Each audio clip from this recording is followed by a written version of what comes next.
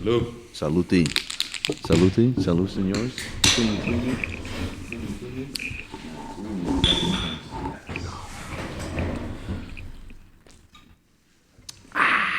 Delicioso. Feels good.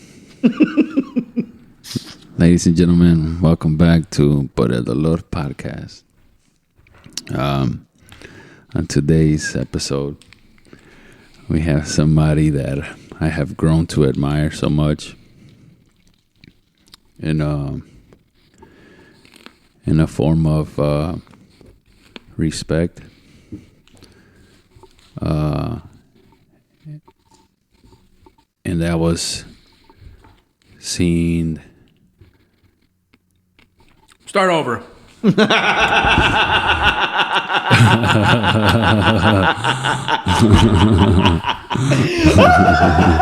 Cut it. No, Cut it. you leave it. No. But somebody that I've grown to love because of what I understand, the love that he represents from, again, not a coincidence, 9-3 Studios. So sometimes when you meet people, you don't quite understand them at first. And it could be just a little work on your side of understanding things and also understanding where they're coming from. And I've loved the process of understanding what he has done to this place. As you guys have listened, you've heard that I love this place, and everybody that's pretty much been in our guest list loves it too. And I remember seeing how aware he is of this place, how aware of what happens around here, how aware he was from everything around him that's going on. He's always on top of everything. He kept a lot of organization. He kept this place at the energy that everybody knows. And that's what I've grown to love about him. He makes you also, me plenty of times, really question some ways that I think of certain things, giving me new perspectives of certain things that he's talked about, which I've always loved. And then something that I've grown also to admire about him is the love of art he has, and especially working with the children, and coming from a father's perspective, it is an amazing feeling to see somebody else, not only as a father, but in a way of a teacher of life, and seeing them and what they do and their impact on children around them. And to me, that's one of the most beautiful things as a human being, because we pass down who we are and how we think, and we kind of pass down this energy that will be passed down and people will learn. So seeing that perspective of him and how he helped, especially there was something that just happened, a meeting where I seen him, and how the perspective he was coming into teaching somebody was amazing. And it was something that I haven't seen in a long time, and it was amazing to see that it was happening between children. And I feel so inspired from that, and now it's like I said, like the teachings that come down, and now I want to put that into the people around me. But without further ado, Shapeless. That was the best intro ever. Everyone is still understanding the brain of Frederico, and I love his intros. At first, it's like, okay, this man, I don't know if he's high, I don't know if you know where this is going, but every time I listen back to it, it's a good representation. He's coming from the heart. He's really describing pretty much how he first met the individual, whoever we're chopping it up with, and I can kind of in when I actually listen to him, I can kind of see how his brain works, and it's kind of crazy. So those intros have been interesting, but I love them. So we're flying with those 10-minute intros, saying "fuck it, let's go." But we are with Senor Shapeless. How you feeling today, brother? Feeling good. It's a Monday, Mm-hmm. and we pulled up over here to 9-3, and it was alive. There's a lot of people over here, a lot of art going on. It was beautiful to see that. Yep. It was the liveliness. Yep. A lot of days I come over here and it's I'm unlocking the gate, I'm turning the lights on. So when I come over here and there's already a lot of action going on, it's always a good day. How do you feel about that movement, the livelihood coming up? Because you've been here since the inception, even before. Well, no, Roman was here for I forget how long, maybe like 6 months before. Pretty much detail, me and Cortez all joined him right around the same time. I think like after he was here for like 6 months. Nice.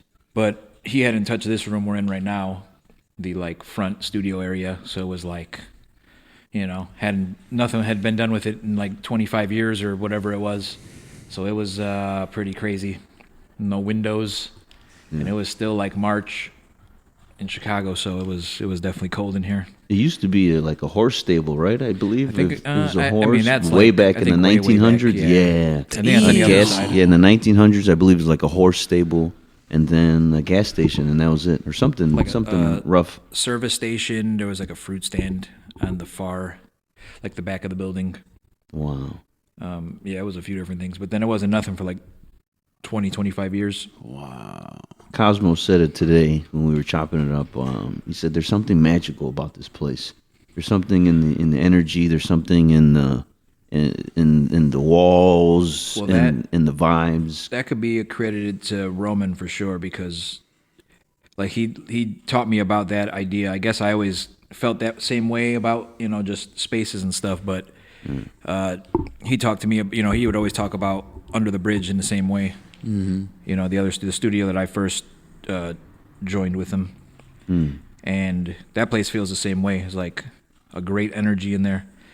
But some spaces come with that energy, and some spaces you got to build that energy. And so I just see like Roman, I'm sure, has built that energy in all the studios he's been in. Mm-hmm.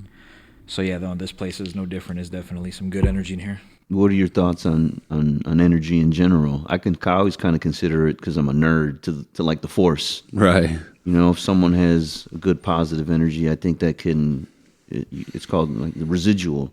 It can, I think the best word, I'll find a better word, but it can bleed onto somebody else. You can inspire. Oh yeah, for sure. You can just how negativity spreads, so does that positivity. Oh, no, absolutely. But I think double fold for the positivity and creativity. So like a person like Roman, once he gets in the zone and starts creating, and I think just the essence of whatever that is, the force or the energy that he's putting into the time and love into art and everything, I think it stays on the wall. It's my interpretation as best as possible. What do you think, man? No, I feel like it's that everywhere.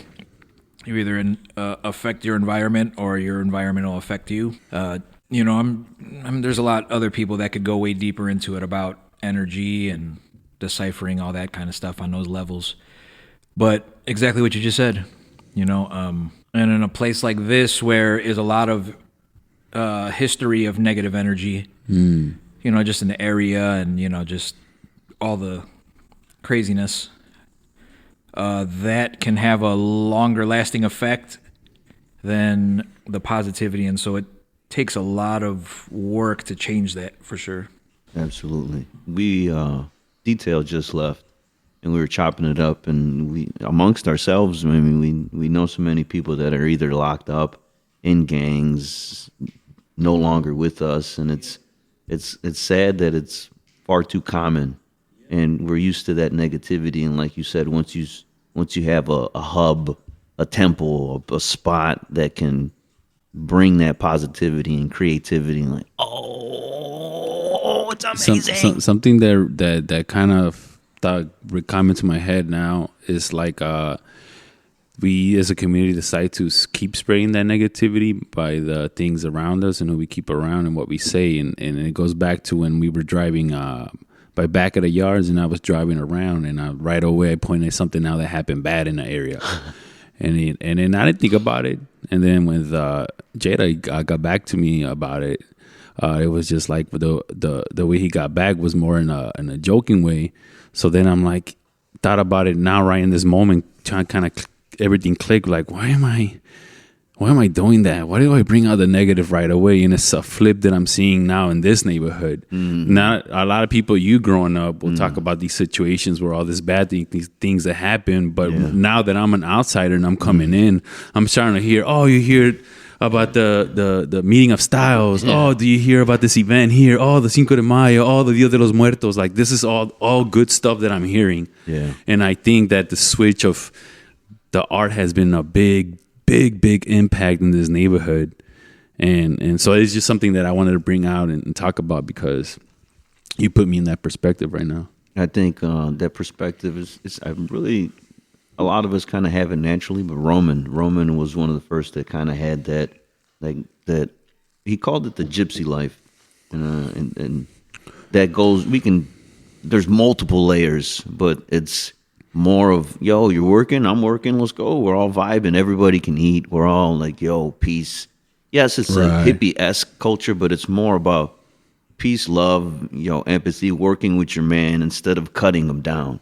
Instead of the crab in the barrel mentality of no, we can actually, hey, I can help you. We can kind of help each other. It's a different. He was with him.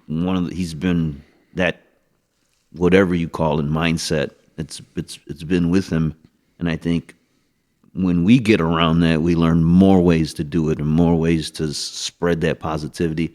Like Shapeless, I absolutely love that he's teaching now. I absolutely love that you're teaching, just because I've seen your journey I've known you for X amount of years, and to see your journey now that you're teaching, I think your Jedi abilities are bing, bing, bing, bing. Now they're about to crossfold, because you're learning and you have an outlet, and now you're teaching. Like Freddie said, I think you're an excellent teacher just because you're not a normal 9-to-5 teacher.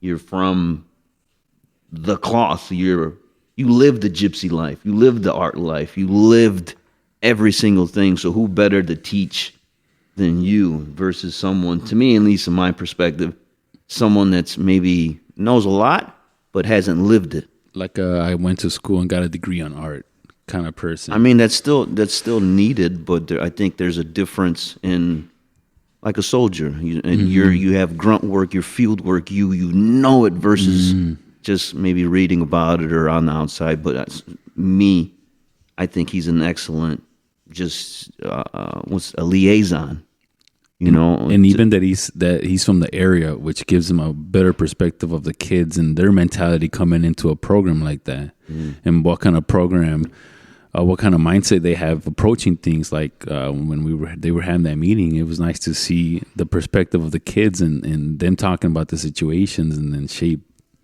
talking and then letting you know lessons. That's a comfortable shape. That's a shape in his natural habitat. Right. And here you have a natural Shapeless amongst his crowd, amongst his temple, amongst his tribe. He feels comfortable. Not only in a way of like nowadays, a lot of teachers, which is not a wrong way of doing things, are just like very nice about things. Repeat, nice. No, shape is being shape. Bring out something like she's like, yeah, you don't have to grab all the attention, jokingly, but still being very truthful, and that's that. I love that.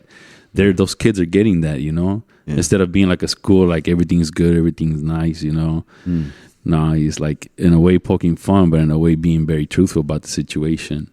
How do you feel about teaching, sir? I know, because I've known you. You've been a part of that gypsy life, grinding, working, eating, trying to turn your passion into a career and everything so much more. But this part of the voyage to me now, it's ooh.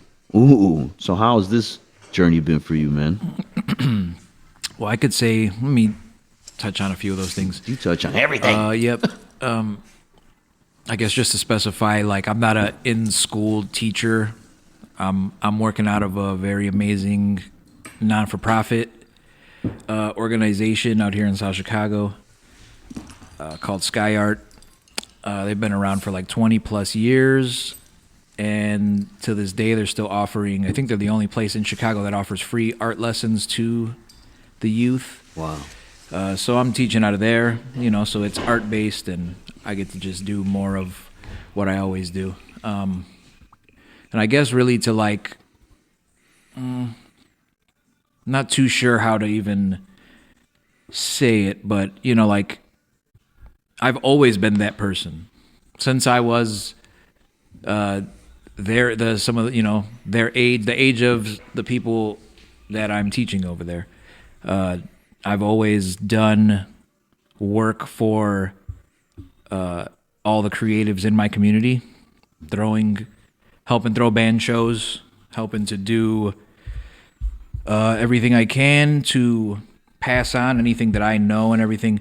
It's been a rough journey for all the different people I've worked with or tried to help out over all the years and be that person for, maybe 10%, less than 10% of those people have actually done something with any of that knowledge or energy.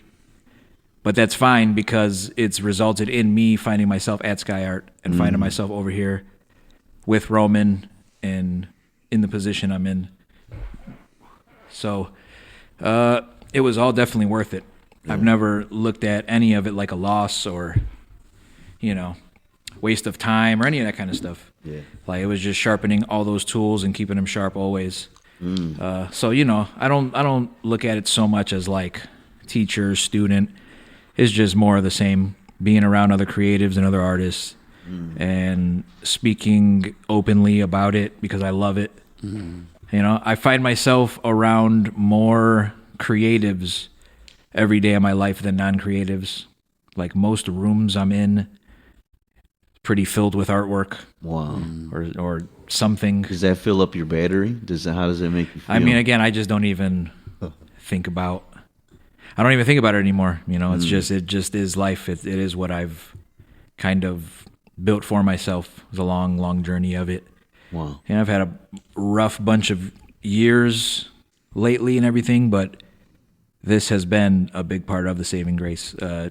Working with everybody that I work with at that place at Sky Art has been like the saving grace throughout all of COVID and all of the stuff that came with that in my life. Like, yeah, it's been amazing.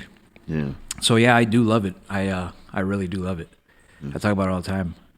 Me too. You could be stressed about stuff. There's people stressed about everything, all day, every day. And my stresses are about wanting to make an art event as best as possible, or doing as much as I can for the youth, or for the events that we throw, or I'm helping other people throw. So that's a good stress. I'd rather have that stress than all the other stuff. Not to say I don't have the other stuff. I said it's been a rough bunch of years. I'm still playing You're catch shapeless, up but you're with still life. human, man. Yep. Yeah.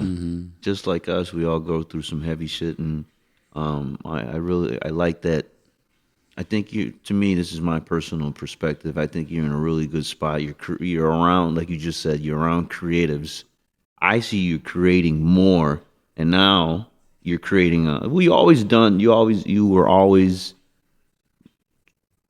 exploring different mediums. Oh yeah, but I always. see it more and more now. Like you said, every day it's working. I see different pieces. For example, right now you were just working. I might have to sign an NDA. You're working on this tri-door piece. You're drawing right now. You have probably 4 or 5 different active art pieces that you're probably going back and forth working. I'm surrounded by it. Yeah. I have a few hundred finished art pieces right now. Stored but I probably have even more than that of pieces in process that I've just cycled through. Some stuff it'll take me 2-3 years to come back to, even longer sometimes, and I'll have stared at it the whole time somewhere, and I'll make a breakthrough in some type of way with a new tool, a new skill, and now I know how to go back and finish one or a few of those pieces that I haven't finished, and sometimes I've stared at something long enough and I eventually know that I don't want to finish it, and I'll just go over it and do something else with it. Wow. And it's fine, but that is a big, and that all came from, before Under the Bridge and before 9-3 Studios. Like, I've always had very small workspace, so I built like a system of working on multiple pieces while one's drying, put it to the side, work on another one. When that's drying, put it to the side, again, and then by the time I get back to that first one, it's dry, I could keep adding stuff. So I do like to work that way. Wow. As opposed to just focusing on one masterpiece. Where did I call that like a work ethic or a discipline? Where did that come from? But there's all different work ethics and disciplines and ways to go about stuff. Like, because every time I see you, you're always working, always doing something. And yeah, that's fine. And again, that's just the way I do it, And my way isn't the best way in a lot of ways. The best piece of artwork that has been created in this room we're sitting in has been done by Maggie Berry. Ooh, Maggie Berry. And I think we probably put some visuals out there of it. Yes. Yeah. And it's a nice big piece, completely made with tiny rolled pieces of paper. Probably like 20,000 different pieces of paper on that. And I know she worked on it for, I don't know really, I think something like 2 years to create it, and it's one piece. Mm-hmm. And that's my favorite piece of artwork they got made out of here. So, there's a lot of different ways to go about it. I just have my own way. I develop that. Same as when I'm teaching, I give all different perspectives, and at the same time, I'm keeping my ears open to hear other ways of doing stuff. And, I'm learning every second that I'm still teaching. Wow. But that's just been my process to work on a lot of stuff at once. I don't know why. Maybe in the end I'll figure out why all that's been. It's the same idea of like people have been asking for prints, the last 20 years, and I've only made one set of prints one time, and even I then think I bought like 4 of them. Yes. Yeah. Even doing it that way, it's like very rare and like original pieces of artwork.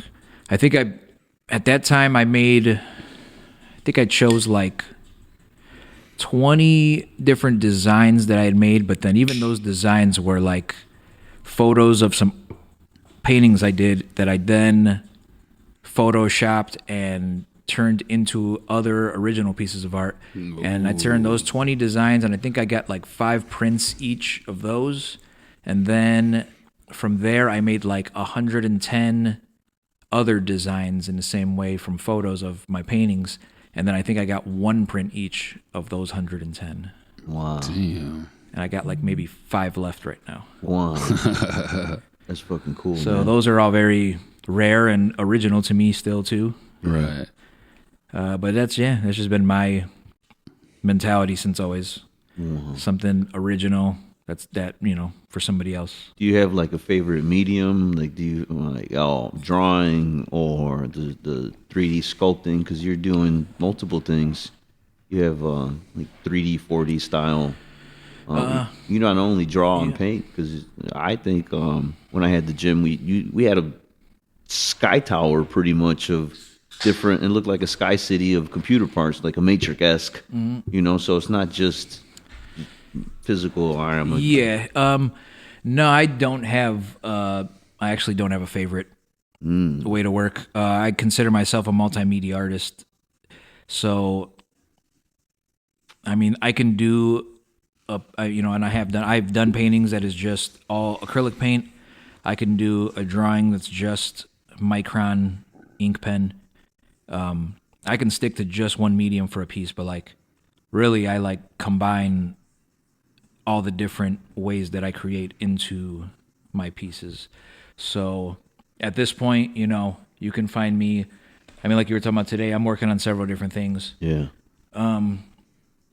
There are pieces right now that are using spray paint, acrylic paint, paint markers, ink, hot glue guns to then add sculptural aspects to it, and, you know, to glue stuff down, collage to like add pieces of paper, combine, you know, every different skill that I've been trying out and working on over all the years. Like in the end, that's my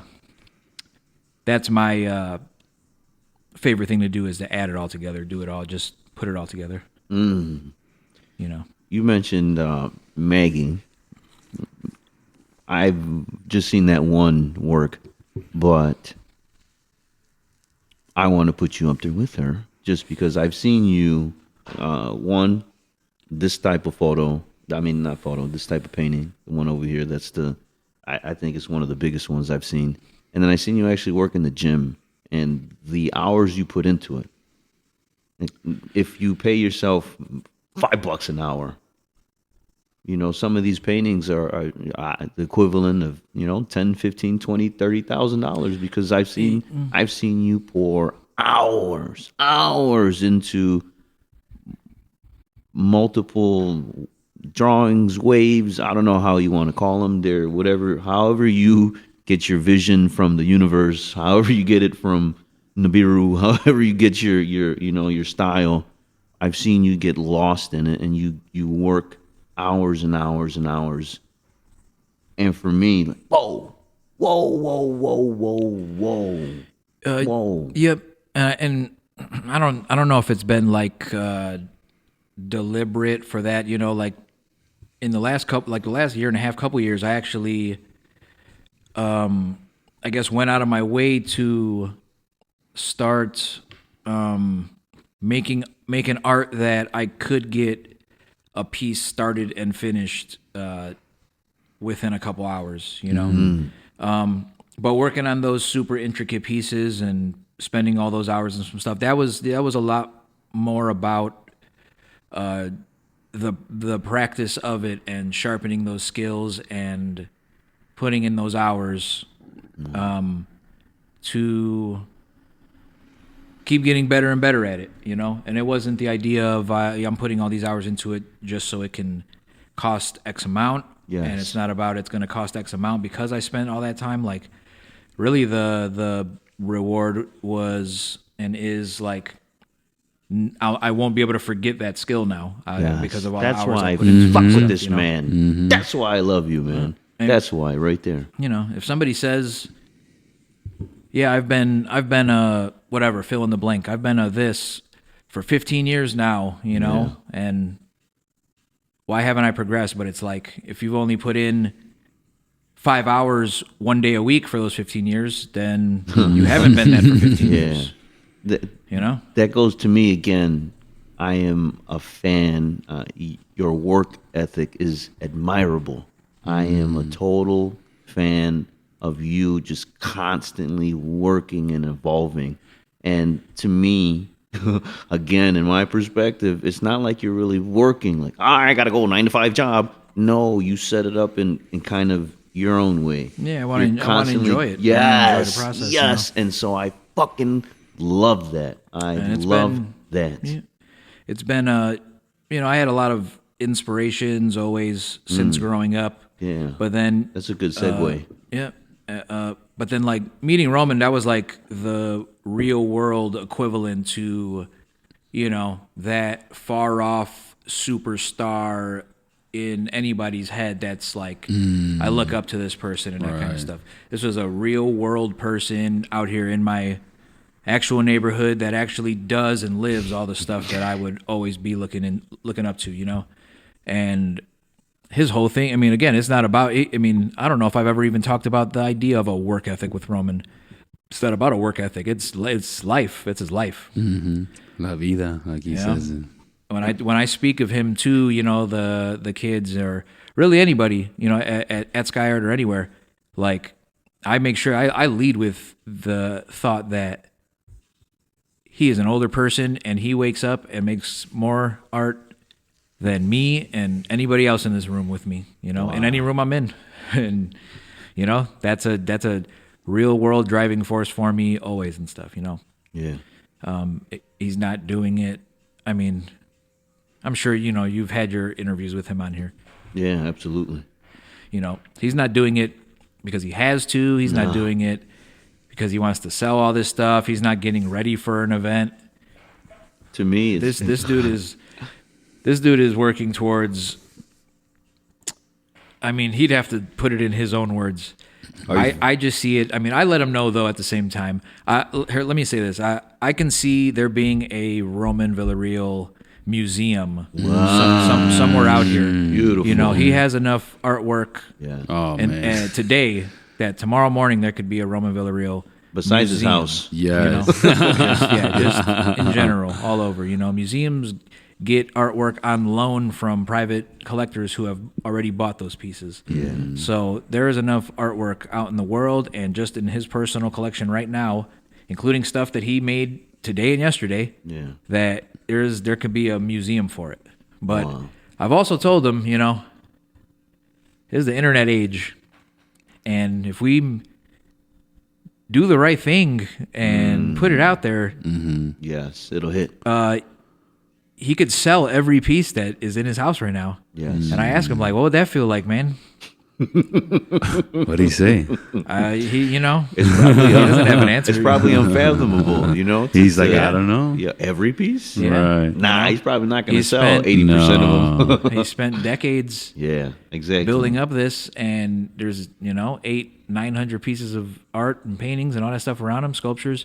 And I have asked him about that, of like, what would that feel like, man, if you were able to, the next 2-3 months, you sell everything that you have and turn it into, money for the rest of your life. Wow. Like, what would that feel like, having all that stuff gone and out there in the world?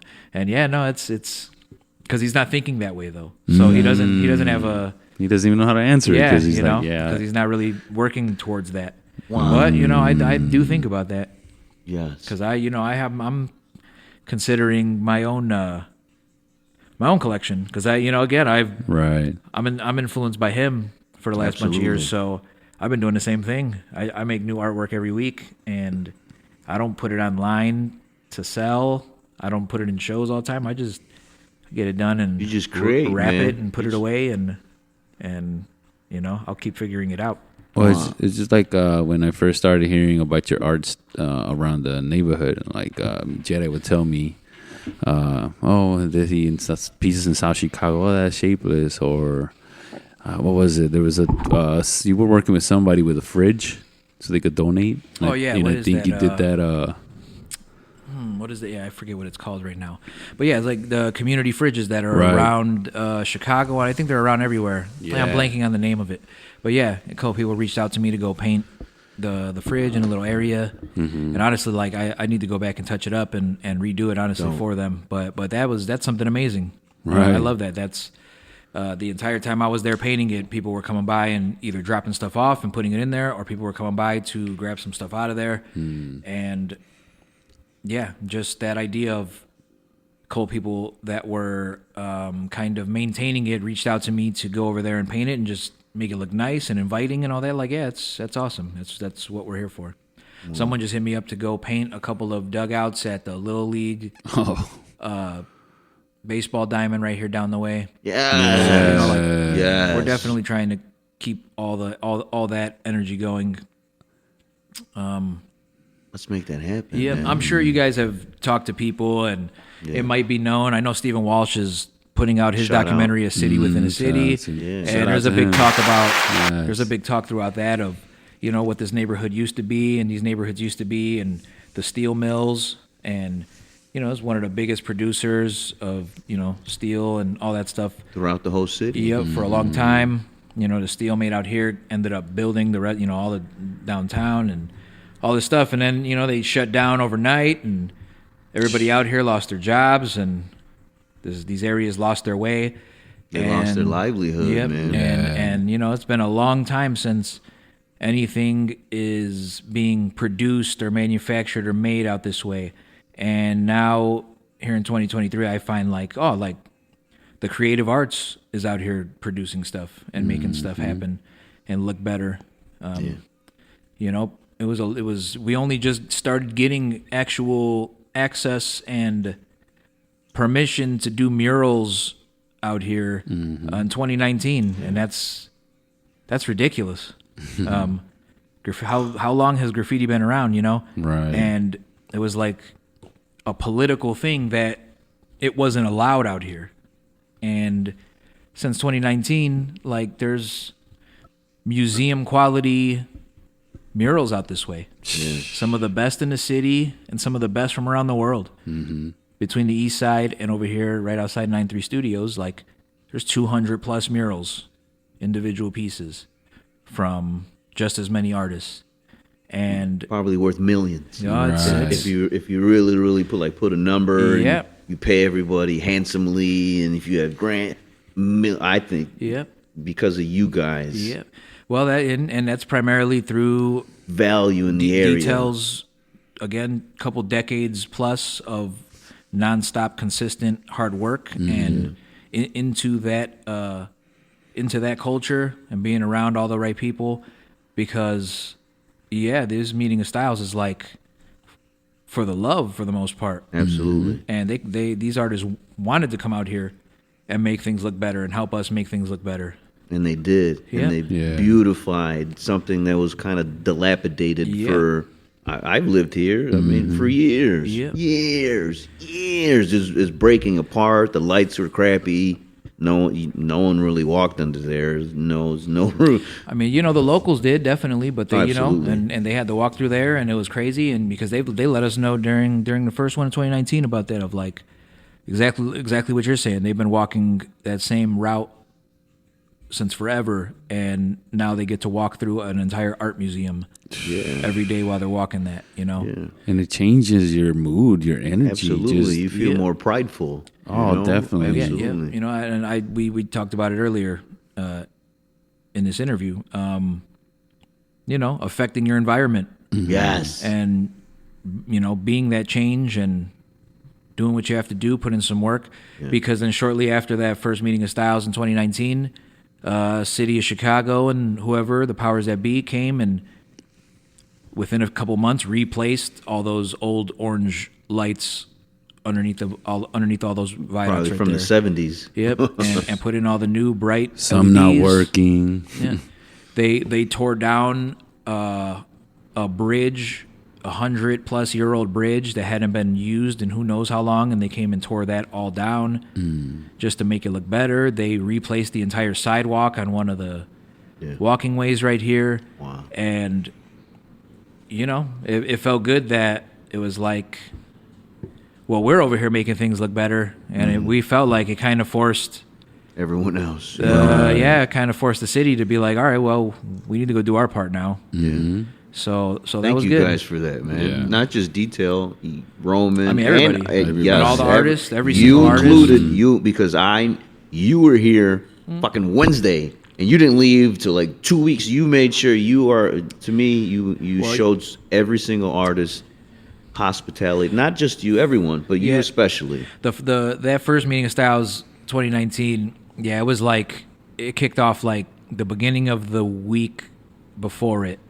Monday, Tuesday, Wednesday, going and priming all the walls, and just I would help out whenever I can. I'd just be here, even if I just need to get here to open the gate for people to park up or whatever it is, and and it went from, I mean, I could just say like solidly that Wednesday, and the event was Friday, Saturday, Sunday, but then there were still people here Monday all day and Tuesday and Wednesday, and that was 2019. The one from last year, 2022, when they redid all the artwork and stuff.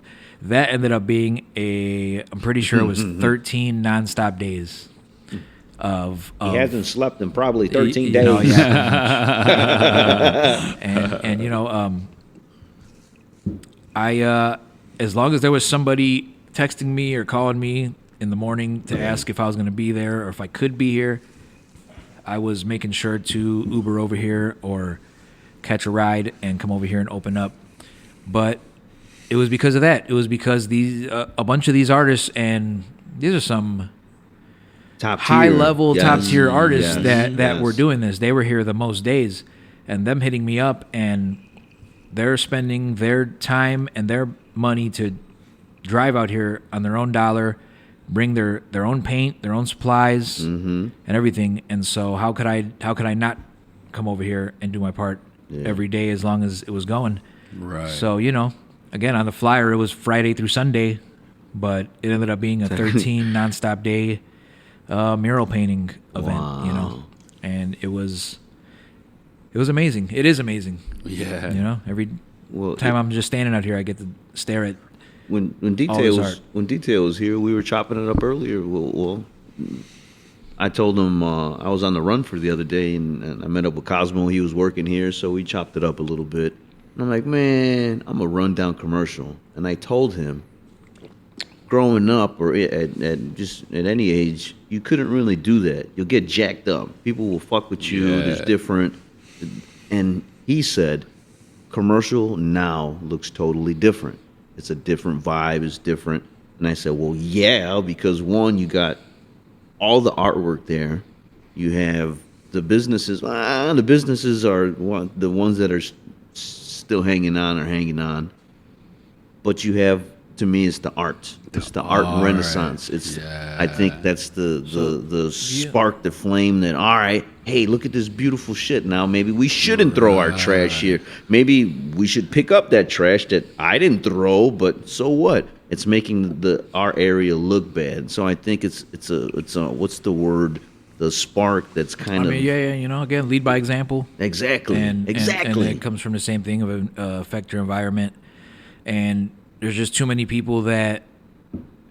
We talked. We touched on it about energy and all that. And I've always seen it like, if it takes me an hour to change the mood in a room to get positive, with me just nonstop ranting and trying to be positive, inspirational, it could take 3 to 5 minutes in the opposite direction to make things negative and bring the energy down. For whatever reason, that's just how it is. So it's always an uphill battle to try to make things feel better and to do better. I'm thankful that I never let none of that negative energy turn me that way. I've known too many people of, I was trying to do something positive with my time, my energy, but then so-and-so fucked me over. So now, forget that this. shit. Yeah, forget this. Like, Yeah. now We're gonna let that shit ride. now I want to fuck people over. Now I'm going to take advantage, and I'm going to just do for me. And it's like, that's happened. Like I said, less than 10% of the people that I've given my time and energy to have actually done something with it. And the rest of it has just been wasted or abused and all that stuff. But like, I never let that stop me from doing what I'm doing. Right. That's a good segue. Me and to bring up Steve again. I love what he's doing as well. Oh yeah. But we were chopping it up, and to me, he's a very well-educated man. Yeah. And we brought up the cave allegory from Plato. All right, how people leave. You're used to a certain lifestyle, whatever, painting this, that, and then someone leaves. Yeah. And I was like, I told him the story, and then he told me, he's like, oh yeah. And then when he came back, they killed him. I said, what? Maybe I skipped that school day. Maybe I didn't finish the story. I'm like, wait. But it made me think. The majority of us in our culture, and it's not just us, you are a perfect example. You said it earlier. I think it's what's the word? When people leave and they learn, and they come back, this, that. Some people don't want to change. They don't want to learn, or something's different they make fun of, or they poke, and I think people like that catch flack for no fucking reason. But it's deeper than that. If someone's normal, mechanism. It's a defense mechanism. So we're learning about we chop it up. There's deep ingrained, and the word trauma comes up. It's you're ingrained in the system. Your normal's this, And if you have someone who's like, nah, I don't want to do that. I'm gonna go do this. Well, it goes I'm gonna go back. do this. I'm not gonna gangbang. I don't want a drug deal. Oh, you don't want a drug deal? You don't want to fucking do that? You're not gonna see the light. You're not gonna join this gang? Like, whoa. What the fuck is going on? It goes back to when we went running. Which is what I loved about the runs is that you're like a guide. You've taken us here, there, go down this street, you know. So the last time we went through South Chicago and we went through Commercial and everything, we saw the art there. Yeah, we stopped. But earlier you were talking about that energy of like, oh, they shouldn't be running. Why are they running? And that fence mechanism. We didn't get that. No. But I felt like I was gonna get it. Yeah. Which brought that kind of energy to it, because when we were running, I'm like, oh shit, I'm having that mentality, that trauma, the past trauma that of like, man, somebody's gonna look at me like I'm gonna rob them. If I run next to this person, this woman, this guy, they're gonna think I'm gonna rob them. They're gonna think I robbed somebody, or they're gonna think this, they're gonna think that, and it's just. It sucks that's the mentality of a lot of these places. But with the art being there, it changes somebody's perspective of seeing somebody run. Yeah. So now that you see all this pretty art everywhere, color. You see color in a gray world, and then you see somebody run. You see what is it, 88th and Commercial, I think. 88th, you have a Shapeless. I think Cortez. And you see somebody run now, it makes more sense. You're like, yo, somebody should be running here. Yeah. Cool. Yeah. I'm starting to see change now, but it starts with the art. Yes, I think for so. them to even unlock that key or that perspective. I think like house music, art is universal. Yeah, it's a universal language. And someone like Shape, I love just because I'm a fan of me personally, of work ethic, and I love his work, and everyone around here, they have that similar work ethic. Like, I don't really need to. No one tells me I have to get up and do this. No, I look forward, like Cosmo. I look forward to coming and creating. And then when Cortez hears music, he gets lost in it. And it's 6 hours pass, and it feels like one. Like, that energy, whatever that is super infectious. Going back to detail, like, that was in my head. I don't want to run down Commercial because one, multiple things can happen. Right. In my head, I've seen bad shit happen on Commercial. So I know, no, like an animal in the wild. No, this pond, no, you'll get jacked up by some gators. You'll get jacked up by a jaguar. You get jacked up by a fucking a meerkat. You get, because everyone's hungry. Everyone's out to fucking. Everybody's hungry. Yes. That's nice. Yeah. So you better be careful walking certain areas. You grew up. Everyone, Right. if you grew up in a certain. But now, and I really believe this man right here, along with everyone else, the rest of the fucking 93 Wu-Tang, is bringing a beautification, re-energizing, reinvigoration, that renaissance, and it starts with art, and it's bringing a level of like, nah, we don't vibe with that, but we do vibe. If you feel comfortable with anything, just go do it. Right. You'll have people here to support you. Not talk shit, not belittle you or anything. No, support. And for people that never had that, one, like a little deer about to drink some water, like, let me be super careful before I drink this water. Because I seen my uncles and aunts and everybody get jacked up by a gator. By gators. Yes, or whatever the analogy. You get what I'm Yeah, saying. no, Like, yeah. Be careful. But now everyone's like, we can have this nice little thriving ecosystem where we don't have to eat each other. We don't have to fucking bow and go cutthroat and take money off of people's table. No, we can actually feed each other. We can actually the opposite. Instead of taking away from each other, no, I can help you get money. I can help you get, and it's not just money. It's whatever your version of success is. If you want to get out there, if you want to teach more, like, there's more. It's a positive bing, bing, bing, bing, bing, multiple XP. And it starts with the 93. There's been stuff going on since always. I mean, it. You know, we're just. This is where it's at right now. You know, it's not. 993 is a nice place to, I guess, like a nice entrance point for anybody that isn't aware of this area or, you know, just the history of any of this kind of stuff. But you know, there's been stuff going on since a long time, since always. The unlocking of the GTA map. We have to do that. We have to do that. Bloop. You know, but South Chicago a unlocked. large part of the rest of Chicago don't even know about this whole area. You know, it's we're right here by the state line. You know, you know, it's just some stuff. But I also want to just say of like what you were saying, like it even with all of us doing these positive things and you know making the effort and doing all that, Right. it's still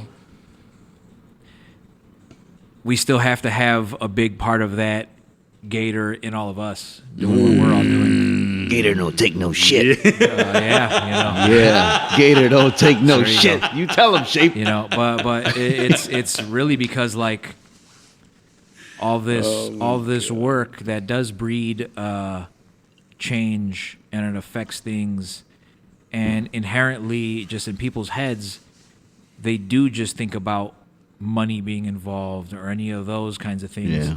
And so it's been constant throughout the whole journey of there's definitely vultures always circling.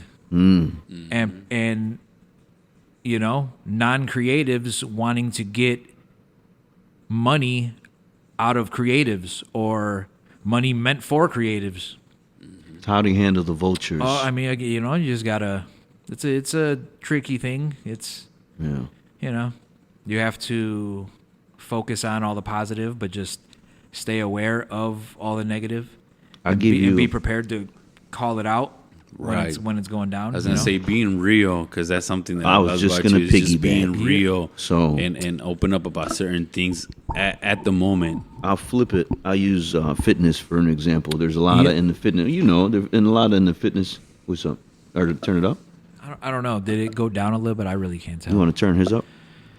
I mean, if it didn't, if nothing No, it's changed, good it should now. be good. Yeah. All right. Cool. So in the fitness world, there's a lot of, I call them snake oil salesmen. You know, they want to take people's money same and vein, not in the same vein, yeah. same fucking thing. Yep. And to me, you can get lost in the weeds, constantly battling the snake oil and this. From what I learned, and what you've always kind of been, just be authentic. If you're being real, just put your stamp on. Just do your craft to your best abilities. Yeah, for sure. And you said it before. How much time do you spend on this, on that, and this? Yep. You could be spending that on your craft. And I said, fucking Shape. That's why I fuck with him.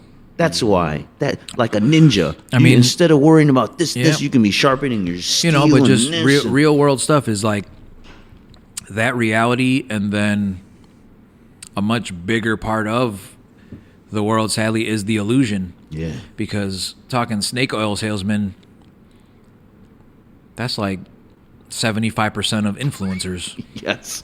Yes. and that's yes. right. That's what everybody's kids wants to Yes. be right now. Yes. That's their future job, right? I want to be an influencer. Which is crazy.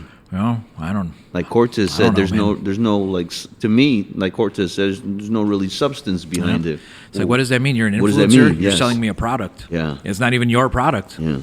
That's your sponsor. He's the Billy Mays guy selling with ShamWow or ShamWow something like towels. that. I mean, that might even, I don't know if he That's the created new- that, but he was the face of it. He was the at face least, of it. But that's exactly that. Wow. And to me, like Liver King. Yes! Just to equate it to what you're, what you're talking about. Health and Yes, fitness, that was an excellent. right? I mean, he swore up and down on So the steroids. if no one knows about the Liver King situation, there's this big, huge jack dude. He was super jacked. He was very knowledgeable, but everyone was saying, "Yo, to get that big, you're on steroids." He's like, "No." Reality and illusion, man.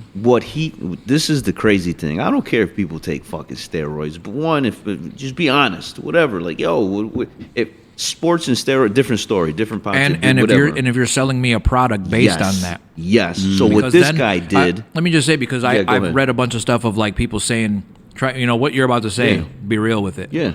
And people wanting to tell people put it out there like The Rock should do the same thing and put it out there, but it's like Yeah.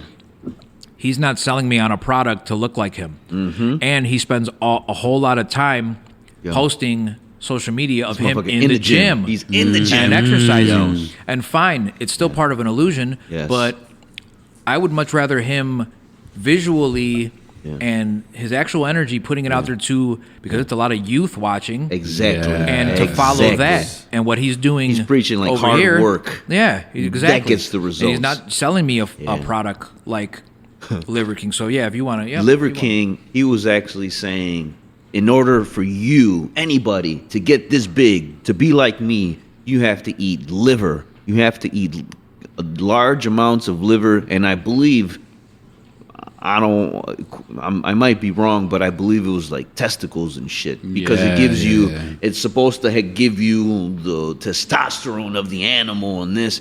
That's where I personally, like Shape, I fucking hate those people, because now and then I think he was selling supplements. he's selling also and supplements. shit, you know? So anybody that's on the cusp of, I want to get better, and they look at this guy like, oh, yeah, bro, you can fuck people up like that.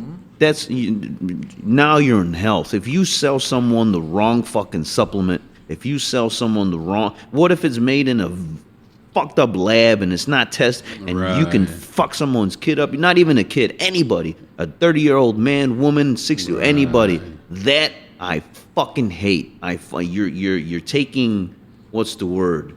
You're trying to sell a product, or you're trying to get more likes, or you're trying to get more money. Masking is health. Masking. You don't give a fuck about people's health. You just want that dollar. You just want the attention. You just want your business, whatever it is. And to me, I don't know how to word it, but he worded it pretty good. Like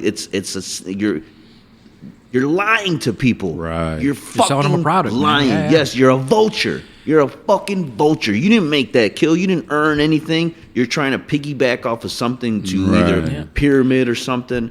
And that's why I fuck with this guy. And then the same goes, like I was saying, for about The Rock, man. Yes. He's a successful person. He stayed consistent, and he has a pretty positive. You've seen his career energy. wrestling. Yeah, you know, going from there to now. Yeah. And so, anybody that has knowledge of any of these things we're talking about, they can look at his physique then and his physique now as an older man. Right. And okay, that's something. That's something, Super right? jacked. But still, if there's 2 million kids out there looking up to him, and it's inspiring them to go and exercise every day and want to get bigger, why would all the adults out there on social media saying he needs to fess up and put it out the real? Yeah, okay, then The Rock will say, I go through cycles of steroids. Now those 2 million kids are going to do that. Right. Because they look up to this guy. Right. So what's It's the point? crazy. Yeah. He's not selling them on some fake dream or buy this product or any of this stuff. Like, no, man. And sometimes There's a big difference between all that stuff. There's a whole lot of illusion that goes with, everything. Social media is all illusion, man. Yeah. And what's crazy, sometimes I like to partake. I think I got a little left here. Sometimes I like to partake, and I think like what you just said. Whatever The Rock posts, anybody, and you take any influencer, you take Travis Barker, anybody, the Kardashians, if they post, I'm gonna go eat peanut butter cereal tomorrow, that shit will probably fly off the shelves. But to me, like, are we that influenceable? Are we that? I don't even know if that's the word. A lot humans, of the majority, like, yeah, absolutely. Absolutely. Are we that? What's the? No, yeah. Not influenceable. Like, we can be shifted that easily. Absolutely. If someone we look up to buys this product, buys this shoe, buys this, I need that. I need influencer wouldn't be a thing if people weren't that. Yeah. There's a couple words, but they're kind of negative words, so I don't want to. But man. Absolutely. Yeah, it is something. Coming from somebody that has a brand about clothing and stuff, and kind of balance that out of being that person of kind of faking it till you're making it kind of perspective is hard, because coming from social media and everything, and they keep pushing these fake models and paying models to kind of Fake just booties, fake this. put Even their the men's, you got product fake in front of calves, their fake- face, and then just like Yeah, I mean, but it's always been that way still. Oh, yeah. You know, Yeah. it's just just right the now. new It's version. it's the era we're in is. I mean, it's crazy. And then you have Chat GPT-4, and we're about to have everything Oh, no, questioned. it's, we're not gonna know what's Oh, real no, it's anymore. already- yeah, we're the already last there. of the Mohicans, my friend. Yeah, if you really it's- think it's about already it. there. Wow. Yeah, for sure. yeah. So But I continuously shift my energy, and like I said, I like to speak my mind in hopes that somebody can connect with it or learn from any of my Yeah. weird random thoughts. But I'm constantly learning too. Even now, all of these negative thoughts about social media and influencer and all that stuff, like I choose not to like put my energy out there and rebel against it and down with all that stuff. Like, no, there's still a lot of good being done within all those worlds. Yeah. So I just want to keep learning about it all and let myself see things for what it is. Again, to be aware of the reality versus illusion, and further understand all that kind of stuff. It's because it's all important. It's all life. Nobody knows what they're doing, what we're really doing. I don't like the idea of fake it till you make it. I really don't. No, I don't like I it don't. either. I don't really push It that don't- on nobody. it only takes you so far, but it doesn't leave you satisfied as a person. Yeah. That word fake instantly 'cause throws something in my brain. Like, I mean, what it is it's making you say live in the illusion until you can figure out how to have it be your reality or whatever. Yeah. But like, you don't have to do that. The reality is you have to work hard to at whatever it is to make it your reality. So just Right. Yes. just focus on the reality. yeah. I mean, what are you trying to prove? If you're not doing that thing, why are you trying to express it to anybody that you're already doing that thing or whatever that is? So I always use the phrase, it's a lifestyle. Yep. Like, this is something that I do all the time. Yep. Like illusion is in it. Like that's what I'm David saying. Like Blaine shit. it's important still too. In that way of The Rock. To have his private life and whatever that other thing is that he does. Yeah. It's necessary to have an illusion. I mean, I enjoy some IPAs, man. I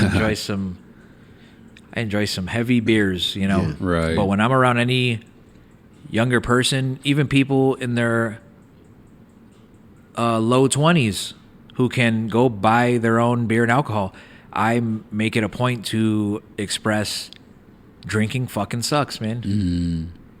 And I enjoy drinking. Yeah. Right. But I'm not going to put that energy out there Yeah. to young any young minds. people. Yeah, to the youth. Because why? Wow. Why would I? Yeah. I like that. They could figure that out on their own. They could go do what they're going to do regardless. And that's I the mean, part. and then it's like, again, affect your environment and having influence. Mm-hmm. I don't need to be an influencer, but affecting your environment and seeing that I've been able to do that and I'm still on that path in life, like, I just try to have influence, Yeah. not in the context of being an influencer. Mm-hmm. Just try to make things change in a positive light. Be without being. That's some Right. like Bruce Lee. That's some fucking ronin, fucking Japanese ancient knowledge, man. And that's and I think this place does that to anybody that is around here, because just like you work in so many pieces, you said Roman works in different pieces. If you see Aaron working anything, he has This about big ass piece over here. Pieces That's his, right everywhere. over here. Yeah. and don't even talk about music, because he has about 10 songs he's working on, or he could still potentially work on. And Cosmo Joel, he's every time I come, he's working on a new piece now. Oh, yeah.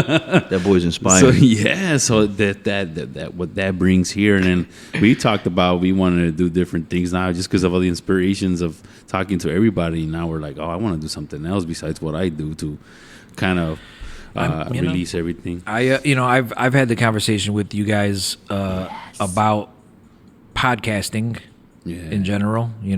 Oh yeah. In the last 2, 3, 4, 5 years, I have had so many different people I know, the homies, approach me with the idea or even just the words, man, I want to do a podcast.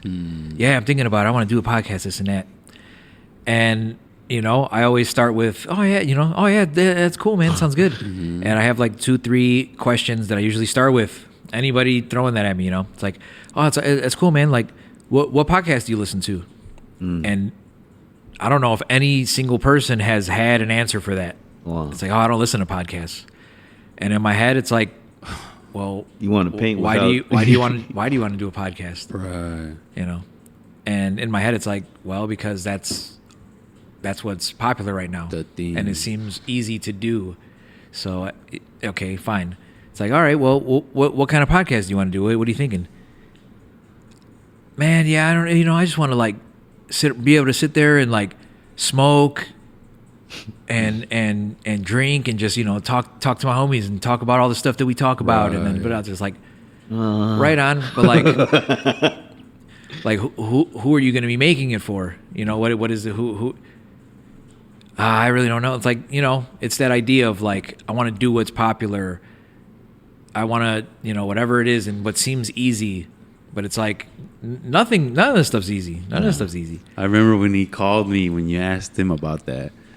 About what are you doing at this and that, and he talked to me. He's like, "Yo, this is amazing." And we talked about why we're doing it between ourselves, Yeah, it's awesome. This is before awesome. The studio. Yeah, this was before the round table, right? Yeah, before I told that. you. Yeah. I told all of them, all of every single artist, and rightfully so. And so I asked you those guys. Those questions because you guys approached me. I think you guys were already doing episodes and everything. Yeah, we had a few. But you wanted to come do an episode with all of us, and so I just want to talk about it because and just to clarify, I listen to a lot of podcasts, a lot of different stuff. Yes, not really even stuff like this, interviews and stuff. This is actually my least favorite version of podcasts. And also, just side note, like I do not like putting all these thoughts and ideas out there in media. Well, I thank you for this. You especially because you are kind of our catalyst to everything, to the round table, to getting us comfortable with detail. I mean, I've known them, but just you've been that antenna, that beacon, like And so you guys were the first that I appreciate that, man. Had other answers or energy to my questions about it, and even if you didn't fully know what you were doing at the beginning, and even maybe still now, whatever it is, but you're doing it. You show up, you set up, you're figuring it out as you go, and you're doing the thing that you're talking about doing. So I've did what I could to help edit that roundtable episode and do some mixing, mastering with it. I've called meetings with you guys to just talk game plans. It was Women's History Month, and I wanted you guys to interview Viviana. And you made it happen, man. I want to give you a special shout out. Yeah, man. Absolutely, man. So cycling back around to, we're talking about all of this stuff, but it's like, this is who I've always been. I want to help every person around me that's trying to do anything creative. You could put all of this, the recording arts and audio visual arts, like it's again mixed media, multimedia. Yes. I like working within the creative arts in every different aspect I can. But all this, I love this medium. And like I said, I don't listen to too many interview ones. Here and there I do when it's somebody that I want to hear their perspective on stuff for sure. But for the most part, I like improv podcasts. Yeah. I like some true crime. There's a couple of true crime ones. 50 Cent has put out some very interesting true crime podcasts. Like really. Oh yeah, it's. I gotta check out his book. I know he just dropped. I mean, 50 Cent's one of my favorite. Yeah. Just people. Again, hustler, entrepreneur, I would say like everything. mixed media, multimedia Absolutely. conglomerate. Yeah, you know? absolutely. He has done and is doing all of it and consistently with it. And he hasn't lost his Southside Jamaica Queens. Yes, his energy. edge. Yes. His Instagram is Yep. fucking hilarious. Yeah, you know, so He's not afraid to talk about things. Yo, He's not man. afraid to talk about Like things. you, I think he's Yeah. been I himself. love He's that been guy, he man. found something and he's like, yo, this is me and I'm gonna be me. And, you And know, people vibe with it. yep. And some don't. And that's And- okay. And he and- don't give a fuck. And one of the real important things about it, since the beginning until this day, like, he does it all with a smile, man. Yeah. yeah. And I can only imagine the people that don't like him. It just makes them 100 times Fucking more Ja upset. Rule. But then the people that do like him, like me, it makes us 100 times more happy to see him keep succeeding and doing the things he does. You know, Yes. and because it's like that, like you know, I've said it today too. Like, I don't want to be stressed doing this stuff. Yeah. I don't want the thing I love to be a factor of stress for me. My man. So, you know, My of man. course there's stressful things and it's crazy. I mean, just to think about that dude, that's been life or death in a lot of ways. He got to walk into rooms and be places where it's not just people that don't like us, people that want him dead, people Yeah. that have tried to kill probably him, shot him before. all the stuff, man, you know? So it's like, and to still, Many again, men. I'm not letting you turn me into one of you trash people, man. Yeah. I'm gonna be doing me, and focus on the positive. That dude works with the kids. He sponsors youth sports teams, all kinds of stuff, man. I mean, again, you just have to really go look at that dude's track record from his start until now, and it's like, yeah, no, he's like in my top 5 favorite people, not just Right. this one thing. He's not a top 5 rapper or a top 5 actor or any of the stuff. No, he's one of my top 5 people, man. Humans. Yeah. Yeah. I'd damn near put him and like Danny Trejo in the same boat. Damn, you know? Machete. Yep. Like, because even that, yeah, he's an actor and everything, but nah. No, it's his like whole story is- everything, yeah, all of yeah. what he's done and what he does, like, Yeah. nah, he's one of my favorite people. They built the hot word of the day is manifested. They manifested from whatever crazy beginnings and stuff. Yep. Wow. And so, I mean, you know, going off on several tangents and stuff, but like, this all started with me saying, like, you know, you guys doing what you guys are doing. I love the podcast medium, and that's one of the main reasons I even slightly feel comfortable wanting to do any of these conversations with you guys and everything, you know. Yeah. And at this point, the biggest influence behind it, you know, and me, I'm gonna do more of these, and I'm gonna keep working with you guys. You know, I have some other stuff on the horizon I with you have guys. multiple ideas that I Yep. want to throw You know, your way, and I got- I'm pretty sure I got you a have. few. You know, I have a Yes. few artists that I'll be helping you guys interview or Hell yeah. interviewing through you guys. But like, one of the best and biggest reasons now is Roman's perspective on this. Absolutely. Absolutely. You know, him and Maria did their interview not too long ago in their kitchen. Yeah. We sat down and had a amazing meal cooked by Maria. Amazing. You know, we had drinks, we were hanging out, and got to hear Yeah. a bunch of amazing stuff through both of them. But Roman's perspective on this medium and these experiences was like, it flipped, you know, I'm always learning, it flipped another switch in my head. Beautiful. And he was saying, you know, a few years ago, nobody wanted to hear what any of us had to say. Ain't nobody trying to hear anything that we have to say or our perspectives or any of that stuff. And now we don't have to worry about that. We could just do it ourselves and put it out there and Exactly. and spread it. And he was talking about how, you know, years and years from now, when he is no longer here, now his words can be here and what he has to say. But then also him now being a new fan of this new medium. Yes. You know, he's in his early 70s, and now he is a fan of these podcasts. And he Yeah. comes over here and he brings up these interviews you guys Yes. do. Yo. So far, you That's know, for all the amazing. different That ones, and it's feels all of us amazing. artists over here, but Roman's favorite episode, I'm pretty sure, is the John G one. Man. Really? That's why I was so surprised when he told me that. He has brought that up several times. Yeah. For sure. You know, John G. John Shout G's out, the homie, man. man. Shout out Yes. to John, man. Yeah. That's another one of the homies that Absolutely. we've got to meet and be around in the last few years, being over here at 9-3. Yeah. And he is himself. Yes. Just like all of us. Exactly. He is himself. Yeah. And he does that very, very consistent, you know. Mm-hmm. But hearing Roman's perspective on this and everything was just like, oh yeah, like I don't like a bunch of us. Detail said it. Yeah. Cortez had said it. All of us had said all it. of you guys. Joel, Cosmo. all of you guys. All of you guys. I don't like putting my thoughts and Yes. my words out there Yes. like this, man. You know, you could go look through all of my social media for years and years and years, and I don't put my voice out there and what I have to say. I don't put my face out there. I put my art out there since always. Just to piggyback, all of you guys, from my perspective, I've known you, all of yous in my unique ways. All of you guys have lived that gypsy life in multiple ways.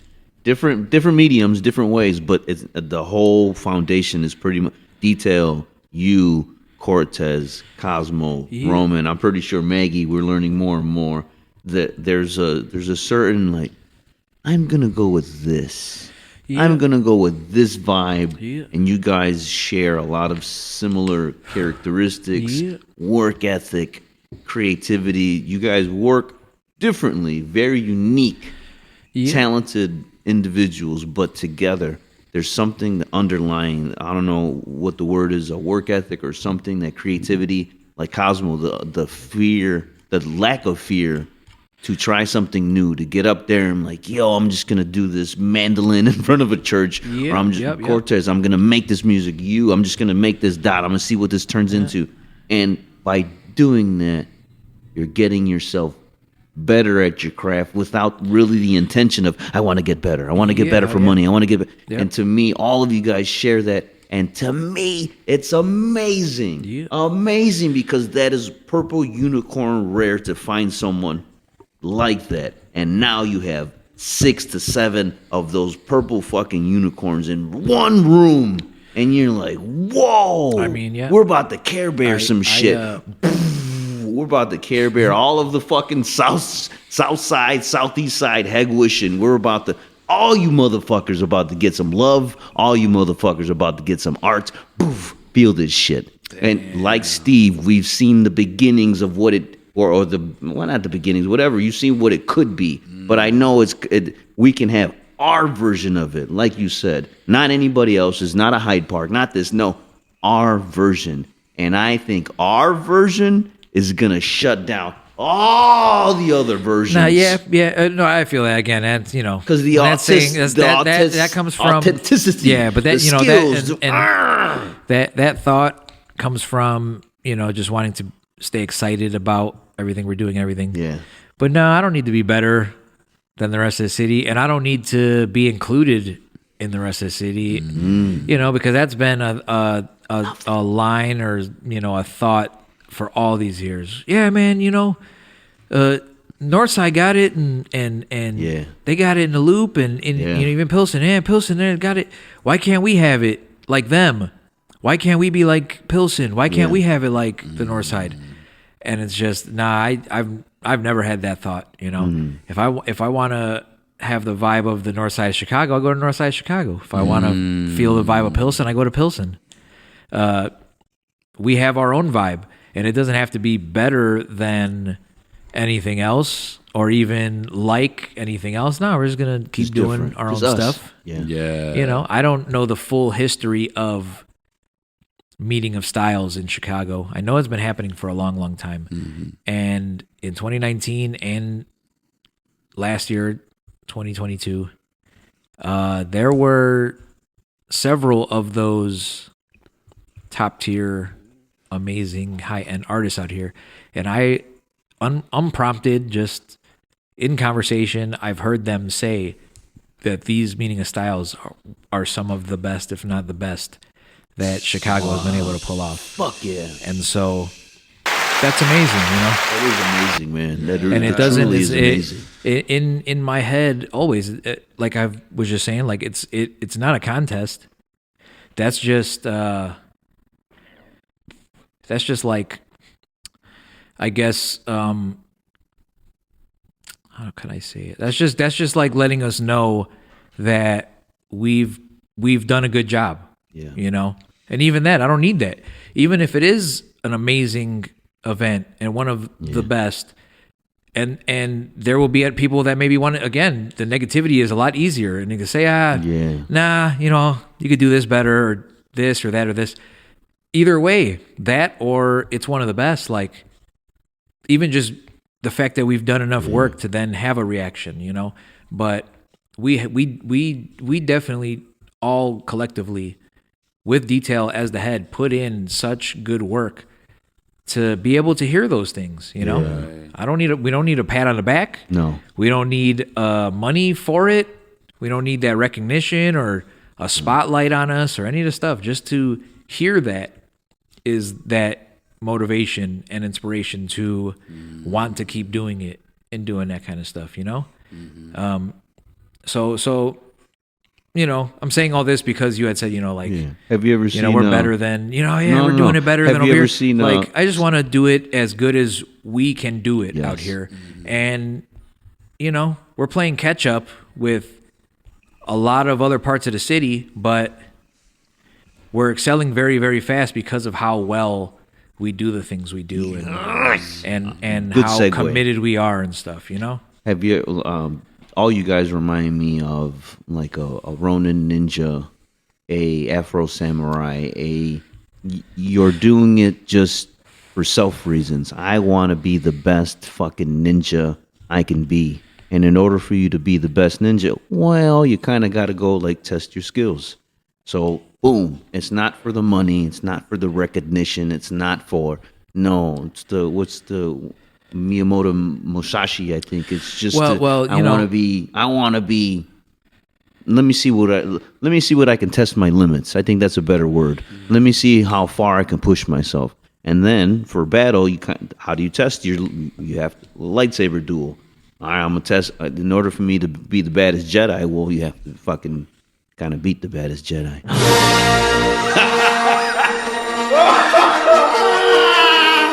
You were waiting for that one.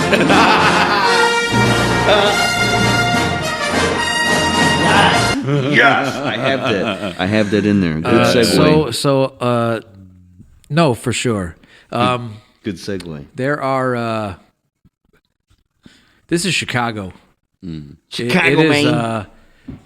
Since before any of us were even thought of, I'd have to do the math. Maybe since Roman was a very young youth, and before him, it's been gangs and violence and my part of the city and all that stuff. And so it's gang culture. It's been that. And even My Bloody Life. And even just you wrote multiple culture. books.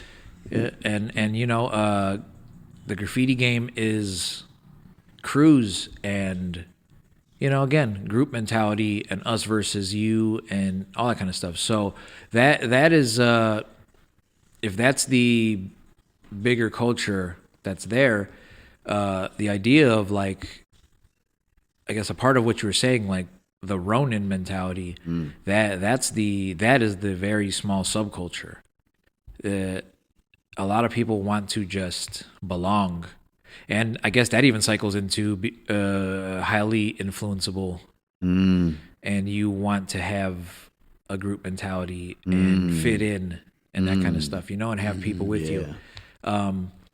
So the Ronin mentality is definitely a much, much smaller aspect, you know.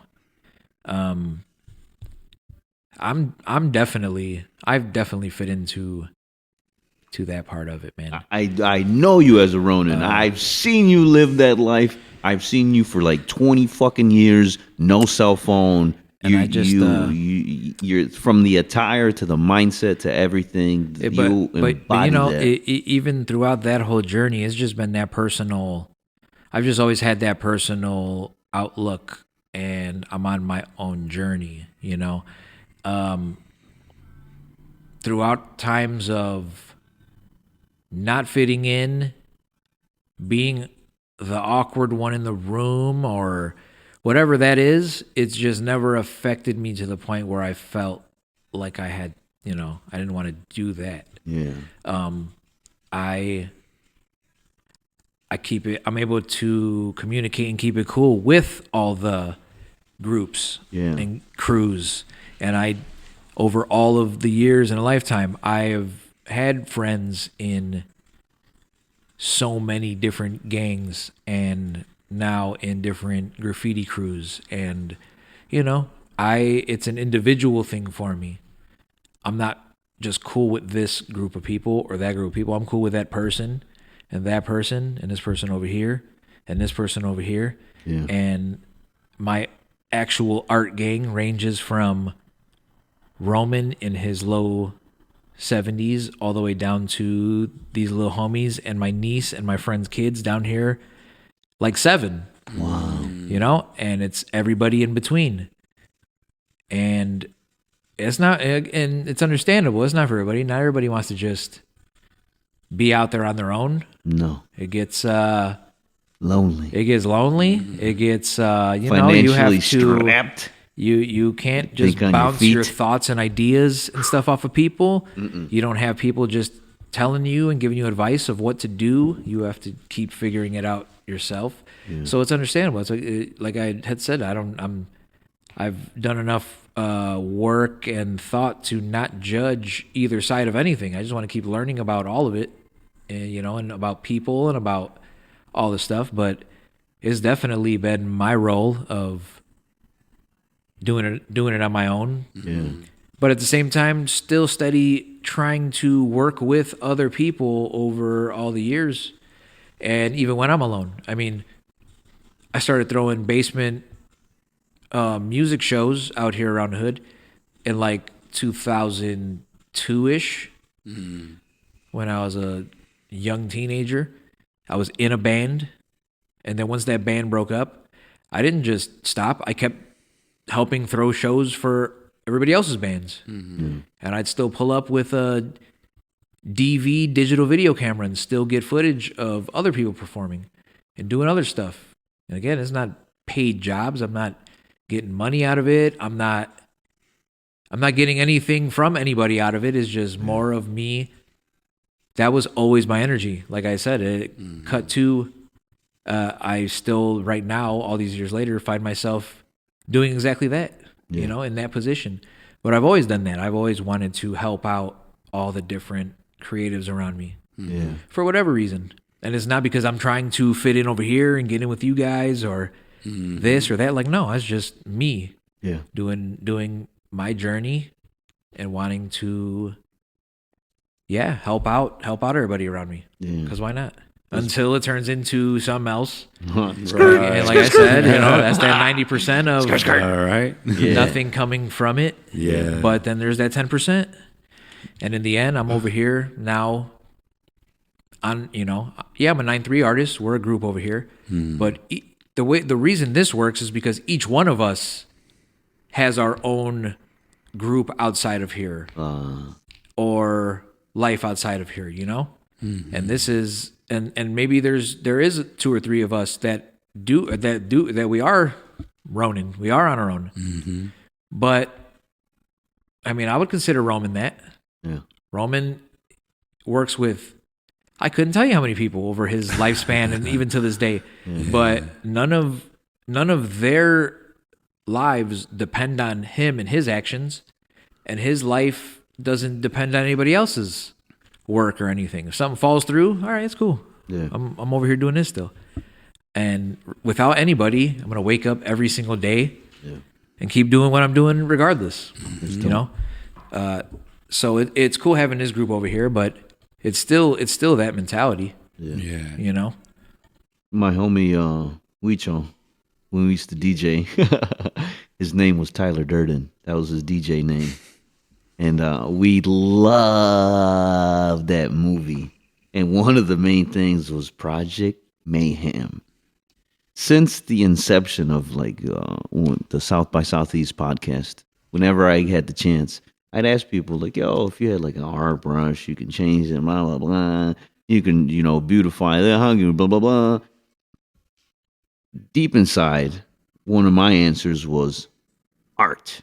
How do you beautify? We've said it. How do you beautify? How do you change a neighborhood, a mindset, a culture, a community, whatever? Fill in the blank. How do you turn anything a negative into a positive? House music. Art is universal. Project Mayhem.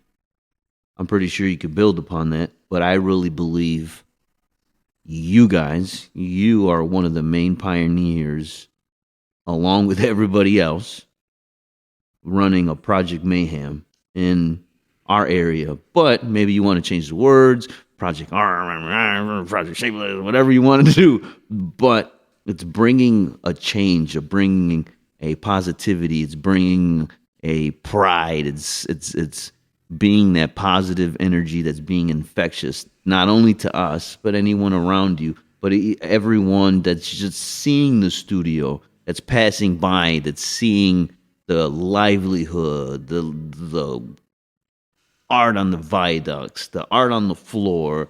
It's on the cusp of, again, that revolution, a Project Mayhem. You're kind of changing something. It's a guerrilla tactic. Like, yo, okay, we maybe we can't get money this way, but how can we be? We're gonna do it ourselves. We're gonna fucking find a way, and we're gonna paint all these walls. We're gonna find ways to get money. We're gonna find ways to put this there. We're gonna. It's a gypsy life, you guys. It's a organic Project Mayhem happening in real life. Like, oh, I'm living through it. Oh, Roman Styler Durden. He knows something. He knows, like, yo, it's Shapeless takeover. What's Project Mayhem? Nah, Something different. none of yeah. I'll just say, I mean, we can do an entire other episode just. Yes. We're gonna footnote that. It would actually have to be because. Okay, we'll footnote that one. I like that.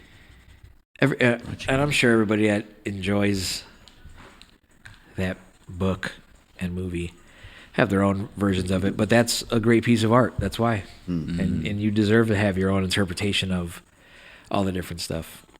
But the author and that piece of medium definitely has had a huge influence on me. But again, it's in all the different ways. I don't see anything that we're all doing out this way, all this stuff through the arts as that idea. At least in my interpretation of it, that idea of Project Mayhem. It would be the let's see, like the deeper actual motives behind it, you are not special. You were the all I get you. Dancing, all singing crap, all of that. My interpretation of that is just killing the ego and put in this work, and it's not because you're special. It's just because we got to put in this work. And in the end, it's not just to benefit you and to get a paycheck. It's to help out all these other people. Project Mayhem is bigger than you. It's not about you. Again, yes. All of these ideas, we'd have to actually do like an entire. We have to do like 4 episodes. Yeah, because it just really gets interesting. It's like it reminds me when Roman says it's like what he wants to do is leave a legacy. Yeah, for sure, absolutely. So I mean, if you look again, and if you're aware of that whole movie or book, just in general, the story behind all of that stuff. Yeah. It's like, the main character is this larger than life leader for all these people, but it's also within the game plan that you're not special. I'm not special. I'm nobody too. And if I go against our plan, cut my nuts off. Right. Burn some soap on me. just again, yeah. And I'm not gonna put you through any of the pain that I haven't already gone through myself. Yeah. I'll do it to myself if I'm gonna do it to you. Wow. And it's very deep. And also, let me just say this, just because the only reason this even came up is because I have this movie playing on my phone right now, in silence, and I had Beautiful. I picked it up and showed them a little while ago. Yes. Because yeah, man, it's just a deeper thought, when I first started getting into this writer and even just this story when I was younger, it's definitely been highly inspirational and not inspirational, influential. The reason my clothes look the way they do is because I stopped buying new clothes for the longest and just have a set amount of clothes and not have to think about that. And I'm glad you have give that up sweater in the- rotation. And give up, just give up those comforts and kind of rebel against that life because it's not fulfilling me. Yes. I'm shopping in stores downtown and dressing very, very nice. And why am I doing this? Because my job is making me. I have to dress this way in a job. Yeah. And so, Societal influence is telling me. yeah, and I know a lot of people like that. Yeah. And they only get to live their true self on a Saturday and then catch up on everything else to prepare for the week on a Sunday and then go right back to that other life, man, Right. Is that the rat race? Just that's a whole just nother- society, that's a whole man. nother Just dynamic. society, Right. Wow. I mean, most 9-to-5s, your boss is your influencer. They're telling you what to do, but that's what a lot of people want or need even. Right. If they had to wake up and just figure it out for themselves Monday through Friday, Uh-oh. oh yeah, that'd be a very difficult task. Well, speaking on that, that's why I hold you in such high regard because I've known you for quite some time, and although you had a job in the past, you've taken a passion and you've turned that. This is how I eat. This is how I bread, but at the same, but again, coming from this story of Fight Club, he starts out in this high rise with all the right IKEA. furniture Yeah, and IKEA. all the right clothing and Yeah. the job and all that, and he goes and lives in this fucked up house in the middle of a real crazy place with none of that stuff. It's like, I'm not living off of what I do all these years. No, man, I'm fringe. Yeah. Frank Reynolds. Another name that comes to mind. So not only you, but there's a few people. My buddy John, rest in peace, man. Yeah. He reminded me of like a Hunter S. Thompson. You as well remind me of a Hunter S. Yeah, Thompson, man, where not only are you, I'm touchy with this word, an influencer, but you're a reporter of the culture. You're living it, and you're sharing what you've been through, like a reporter, like a journalist. Well, you brought up the philosophical story of it earlier. I decided to leave that cave. Yes. A while ago, man. Yes. Yeah. And I haven't come back No. to get killed by the people I left, Yeah. Even I'm still in these neighborhoods that I grew up in and I was around, but I live like an out-of-towner still. Yeah. It's rare to see me at the usual spots or any of that kind of stuff,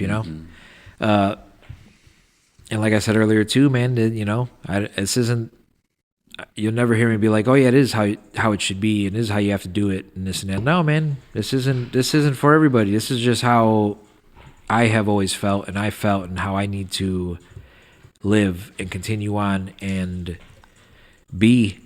You know, I'm still every single day trying to figure it out. And it is that thing, you know, different ideas of success and different ideas of, I guess, happiness and, you know, what's in you to do. Like I never could, I mean, even before, you know, even when I was living that other life and still within those boundaries, and I said, you know, some people can only do that thing that is truly them on a Saturday. Like, Right. no, I was never that way. Even working Monday through Friday, I was still losing sleep and doing the thing I love after work. That was my second shift, third shift. And I would, just like now, I would sleep 4 hours a night, Monday through Friday, and then do 2-3 different shifts of creative work on Saturday, and then catch up on a whole day of sleep on Sunday, and living that way for a long time, you know. And that's a rough life. Yeah, and so I've always been this way. The way I am now, I'm just trying to now get to a better place for myself. Still, it's been a long journey, man. Yeah. Super long, and that's why I'm not trying to preach this to anybody. Not any of the youth I'm around. Not anybody my age. Not anybody. This is just how I choose to live, and Right. all the things that I've learned and how I feel about stuff. I try to pass that to people and in the right way as best as I can in real life. You know, that's why this interview and these interviews, it's you know, it's putting a lot of me out there. And so that's Yes. And to it's me, a little odd. It's a little Right. weird. I appreciate you coming aboard, and you already know my intention, Freddie's intentions, no ill will. We really want to help you, Yeah, for sure. just in any like I way, said, shape, or form. Maybe it might not be the bit- financially, Yeah. but if we can bring awareness, not even Yeah. to you, but maybe with the shit you're doing, because Yeah. I believe and he believes the shit you're doing, along with Sky Art, along with Cortez, along with everybody in here, with Roman in here, is life changing. Yeah. Life changing. That And- that can give the spark of hope to one fucking kid. Yeah. And that one kid can probably make the next Dragon Ball Z, the next Akira, the next music, yeah, the all next of it. guitar, the next, you know, like, And yo. I saw that in the meeting, which I keep coming back to, but it was to me it was very important to witness. Yep. But when he was talking to the kids, and they were talking about certain things, how they were doing it, Yeah. and he's like, "Well, I sat down and looked at it. I let you do what you're doing, Yeah. just so you could experience it. But then I came in and gave you a different perspective, a different way of doing this, so you could skip those lessons." Because like he was just describing right now, like he went through it and he wants to teach this and what he's been through and how to do it better or how to do it in a different way. And I saw it happen right there in that moment where he's like, yeah, I saw what you guys were doing, and I stood there and just saw you guys. I let it happen because, one, that's another thing about being a teacher. You got to go through it. You got to understand what that is. But then I'm going to come in and I'm going to tell you, hey, you might want to do this way, or you might want to do this that way. And the different, when it comes around again. And that is something that, like, not only learn from, but also admire from a person, you Absolutely. know? Yeah. Well, we talked about that too. Like, yo, that's amazing for the kids. First That, and you know, foremost. and that's just come from like a lot of years and years of experience of doing this, you know, because I used to work. I've worked differently. I've worked in all different types of ways where I would feel like, oh, well, I know how to do this thing, so it would be better if I just step up and do it and get it done for the people around me, you know, because I've taken the time to learn how to do this. But then people don't learn from it, and now they're just expecting that even, you know? So, yeah, no, I'll let people figure it out on their own and be paying attention, and then let them do it, figure it out. It might take an extra 30 minutes, an hour, Yeah. and it could be something I could get done in 5 minutes. But it's like I want them to have that experience, and then be able to show them the other way, them the other way, and give them that perspective. Yeah. And it's just been from experience of like seeing that the people I care about, that I'm doing these things for, will get more out of it that way, you know. And that's only come from experience. Yeah. So, yeah, that's you know, it's been awesome.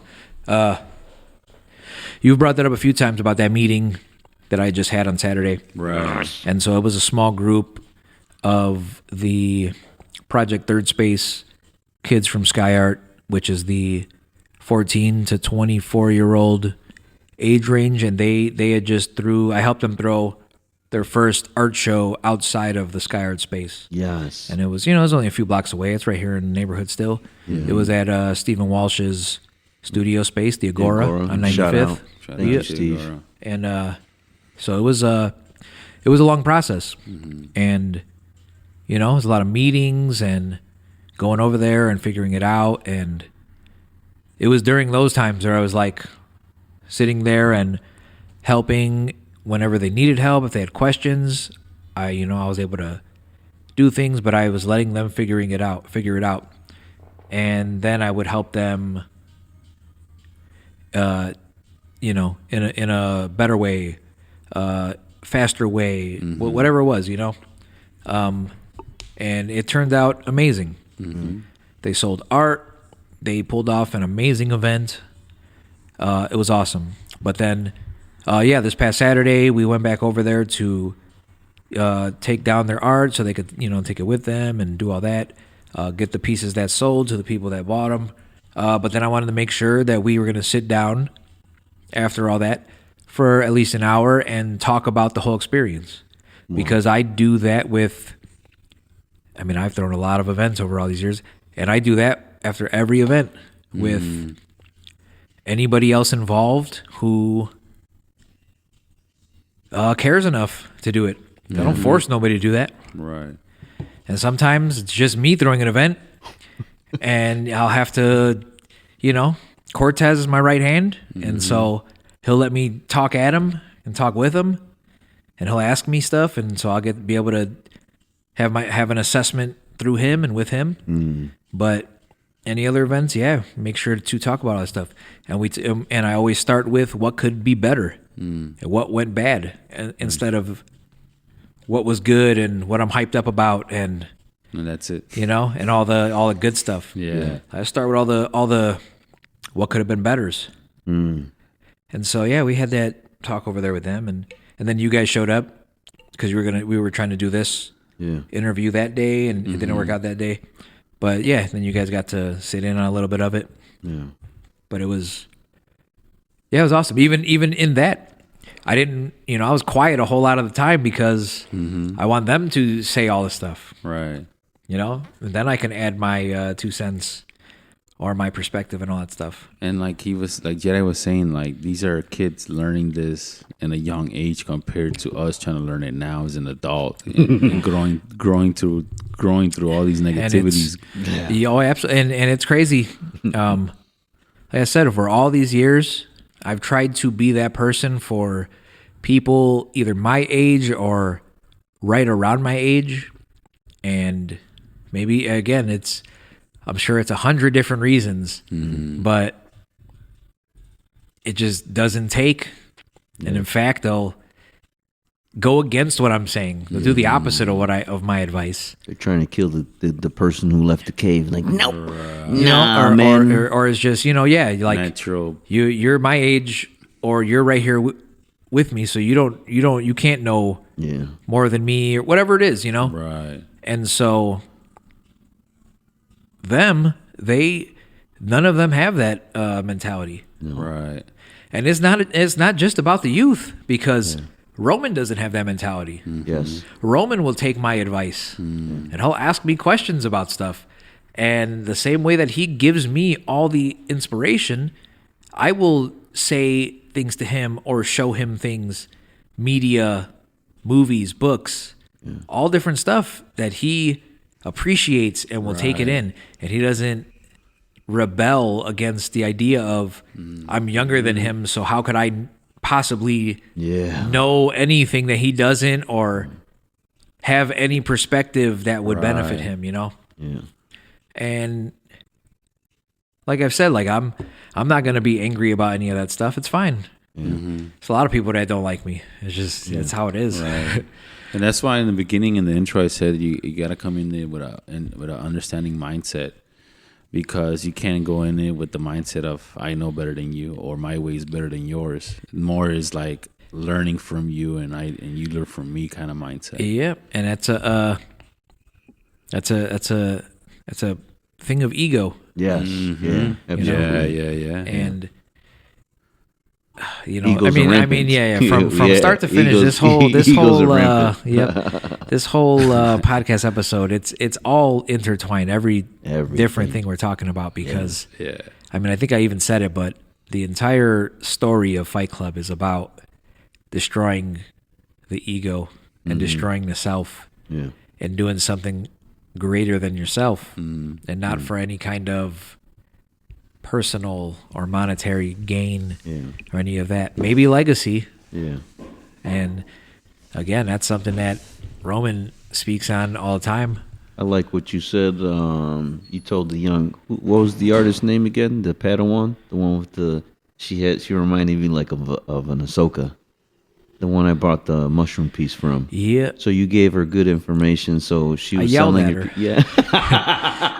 You gave her good information. You're like, no, sell that piece for double. And in my head, when she put that price tag down, and I'm like, man, that could probably go for double. And in my head, I'm like, okay, that's even in that double range. That is reasonable. Yep. And I said, "Are you sure you're selling that for that price?" Yeah. I want to, I want to get. Well, once again, I But you told her. What did you tell her? Well, that was part of the Learning process. letting them make their own decisions, and then I could yell at them afterwards.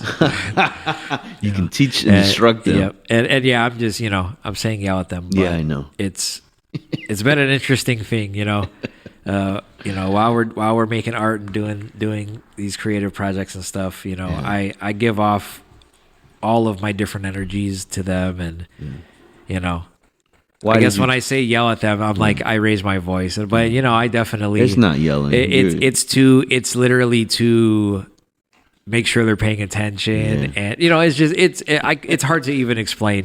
It's the idea of, dude, that's awesome that you sold that piece, but hey, man, that needed to be way more. Why do you feel that way? Know. Because that's the truth.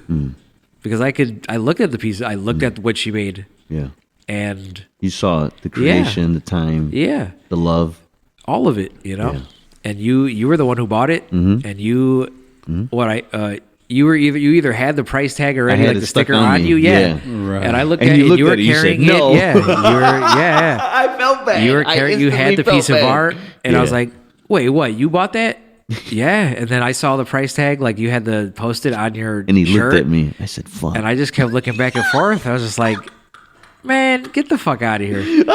And I took a picture of you. I have the picture on my phone right now. I was like, dude, hold up, man. I gotta make sure and yell at her. But again, I didn't yell at her. It was to make sure to make sure, again, hell yeah, that's awesome. You sold that art. You figured that on your own. In her head, it might not have been worth anything. So that was a great success for her. Exactly. Yes. But then again, so I have to let her do that, make that sale on her own, and do that. And but then afterwards, I have to let her know. Come in. Yeah. Yes. Because that's part of it. Yeah. My other homie, Lil Trico. Oh, true. Yeah. Shout out at Trico, one of my man. at a pop up event I had right before Christmas last year.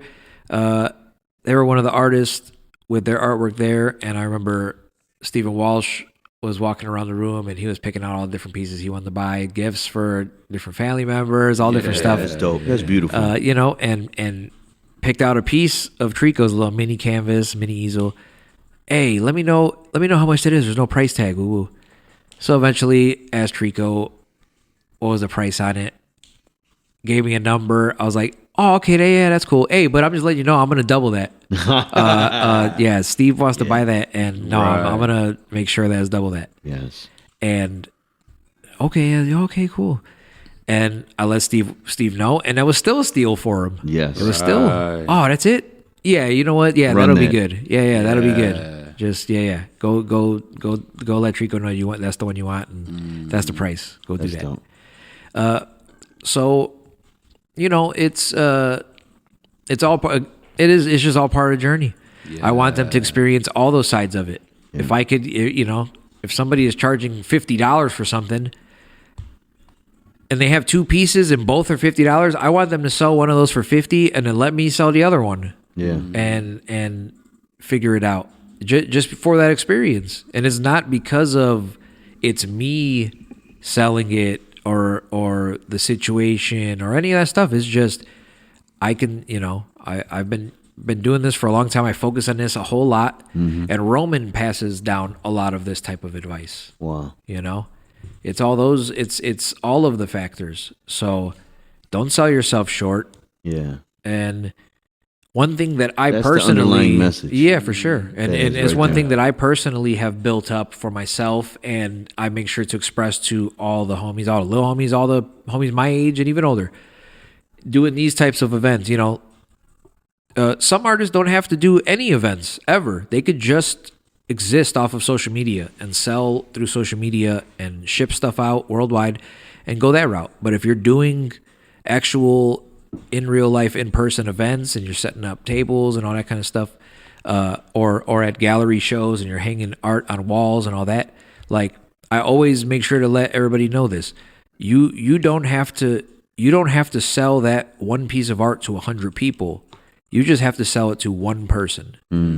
So you don't have to renegotiate. Yeah, you could have your lowest you'll take and the highest price you want, and you know your value down to what you'll take, but you don't have to just sell it to just anybody and lower it to their standards. No, keep your standard. Like, yeah, I don't have to sell any of my art to. I don't have to do it. Yeah. You know, I like to. I'd rather every piece of art I make to be out there in the world with somebody else staring at it instead of just me staring at it. But you don't have to do it. You know, maybe there's a lot of artists who, you know, it is like a starving artist. The idea of that. Yeah. So they have to do that and have to sell some art. So in moments of desperation, I've been there. I've definitely done that. But that's why I'm to this point where it's like, nah, I don't want to do that anymore. Yeah, I'm not gonna let nobody talk me down for that. I don't have to sell it to you. Somebody else is gonna walk up right now and pay me what I'm asking for it. So you know, that's just a big part of it. So you know, all the younger guys, that might have been the first piece of artwork that artist sold ever to you, Tony. You know, like beautiful. So man. A huge success, no matter what. Piece. But then I have, you know, again, then it turns into. Yeah. And I'm glad you're there, man. To learn from. I'm glad, yes, because you're one. I'm pretty sure that artists, again, dope piece. You saw the inception, probably the creation. You said you actually probably helped, and to me, like, yo, definitely. If someone sold that first, yo, that's my first piece. I don't fucking $20. Yeah. But you were there, like, yes, congratulations. Yeah. But you probably could have got 100. Yeah. Right. And to be honest, yes, that's like Steve said. Yeah. That's still a steal. Yeah. Because I've seen you work, and if you vouch for that artist, and you're like, oh, I hope that's love in that piece, that's hours in that piece, and that young artist, if you can help and support and appreciate, and if buying that piece can do that, oh yes, run that. That. Yeah. So I'm glad you're there as like a Mr. Miyagi, like cool, that's good, but your kick can be a little bit better. The little high kick or whatever. We all need, we could all benefit from somebody with more knowledge and experience passing it on. Exactly. You know, the number one thing I hear from even you guys and people around our age, slightly younger, slightly older, is, man, I wish I had that when I was coming up. Man, I wish I had somebody like that when I was coming up. I was just going to say that, too. I'm in that position to be that for people. Yes. But then I find myself being that for people much, much older than me, all the way down to people much, much younger. And it's just like, yeah, that's right. That's what it is. I wish I had somebody like that. So yeah, cool, man. Now I can be that, and I am that. So yeah, do that, man. I think it's amazing too as an artist to have that, not only in a financial point of way, but sometimes artists put finance as a worth, and they confuse those two. What's your worth and what's your finance? Yep. But and we all have to do all that stuff. Again, everybody got bills to pay. Everybody. right. Like I said, You guys gotta eat, I man. still find, I'm in that very unique situation all these years of, like I said, I'm not completely living off of these things, but that's because I don't live that normal life. I didn't have a phone bill until the last couple years. and Which is stuff. crazy. Which is crazy. To me, that's mind-boggling. There's just a lot of things. The creature comforts, I cut that stuff out for Right. a while. I had like 2 or 3 pairs of shoes that I was cycling through for like 7, 8, 9 years or something. Gangster. No, it's it's not a better way to live. It's not a worse way to live. But I've had to do that, It's not nice to Right. walk into a room and be judged by your outward appearance, but that's a lot of places. But then it turns Piggyback. into Piggyback.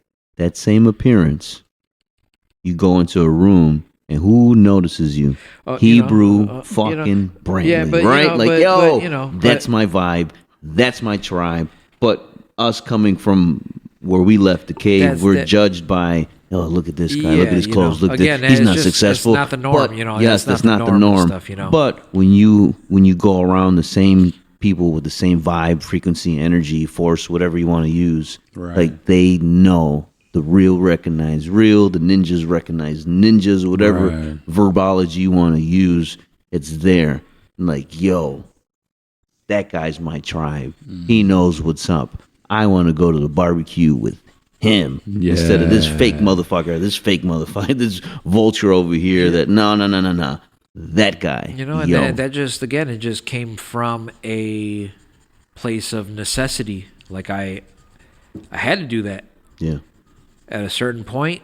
I mean, this was years and years and years ago, but it was like at a certain point of like, hey, there's this thing, whatever it is, there's this thing, but like, this is the dress code. It's like, right on. Well, I can't come. I'm not gonna come. Eh, sorry, I'm not going. Yeah. And I haven't experienced that in a extremely long time, but it's like, personally, just me personally, why would I want to? Yeah. I was just at it was through Stephen Walsh too, but I was just at a political function at the Mexican Museum of Art. With that piece right there on Yep, display for millions of people So it to was, see. and and this guy, Stephen Walsh, didn't, we met the night before he came over here to the studio. We were talking and stuff, and he was like, on his way out, he was like, "Oh yeah, guys, and it's like it's like a fancy dress party, man. So woo-woo." I was like, what the hell? Like he was walking out of the room, and he said that. By the way, you got to wear a what? suit. Right. It's like, yeah, sorry, I didn't tell you before. It's like, yeah, I'm not doing that, man. Like, I'll be there. Yeah. And, I'll be decent, but I'm not doing that. I love that decent. And, showed up. And there wasn't a single problem with anything. No. But it was kind of like, I mean, not kind of. It was pretty much what you had just said, Tony. Like, Yeah, political events. suit, everybody tie. there was just very intrigued by me, and then Roman and Maria come in and just our 9-3 group, and we are the ones showing the art that's in the room. Yes. And there was 2 or 3, maybe 4 other artists outside of our group that was also showing artwork there. People that Steve and one of his partners, also got to show some art there. But the politician who was running for Chicago mayor for that event, like within 5 minutes of being in the room, came right up to me and came right up to us and his photographer taking pictures and me talking to him real quick. And then dope, it turns man. out, I went to go get a drink and I'm in line and I'm right behind him, the person running for mayor. He's in line. And Roman and Maria are standing in the line next to us. And I look down for a minute at my phone. I look up and now he's talking to them line to line. And then he walks over to them. Yes. And starts talking to them. And then it turns out he has some of Roman's artwork from the way back and stuff. And he remembers them from 2 decades plus ago and stuff, And so it was just, it was that thing of... Wow. I would encourage that. And I encourage that for all the youth that I'm around over there in that place. They dress.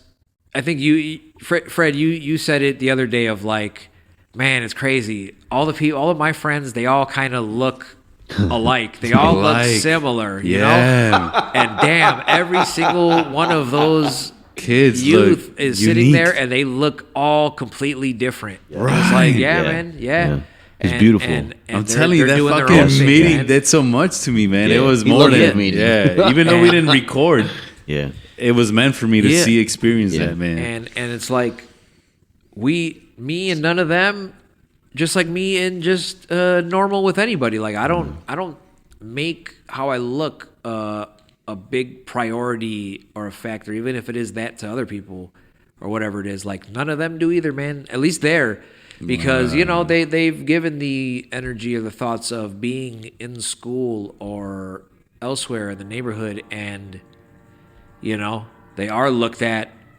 kind of weird and as the oddball or whatever that is.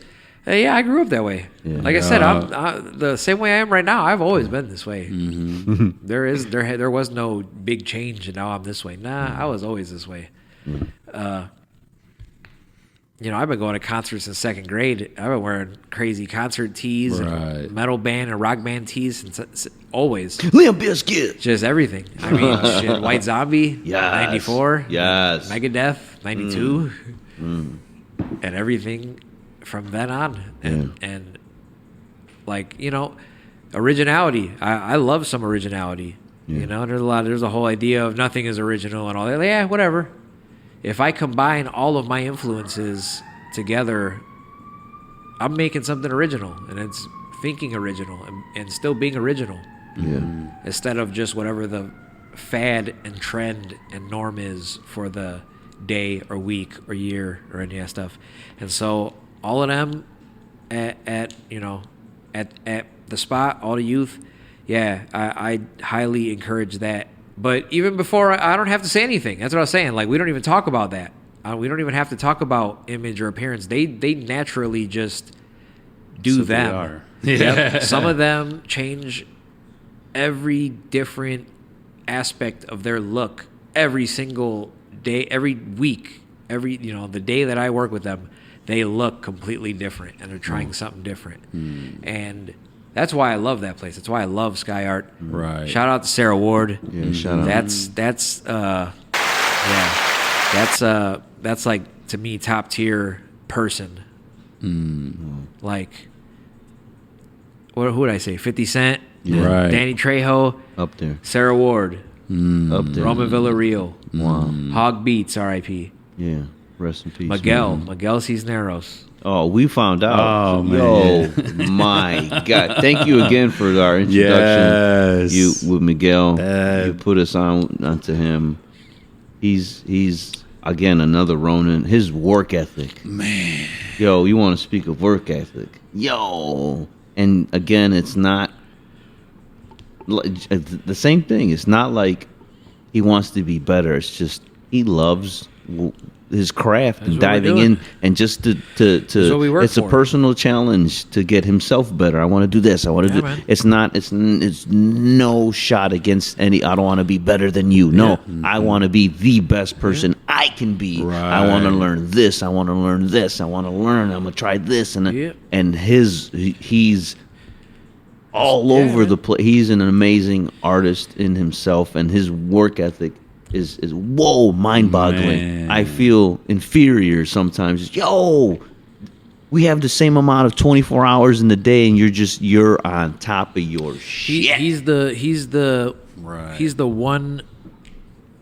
one close friend out this way through my journey that most closely resembles and reminds me of my cousin Hog Beezy. Dope.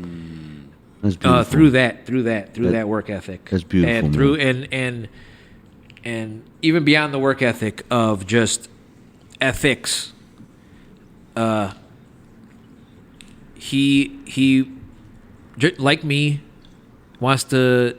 he's involved in the creative arts, and he'll talk to anybody.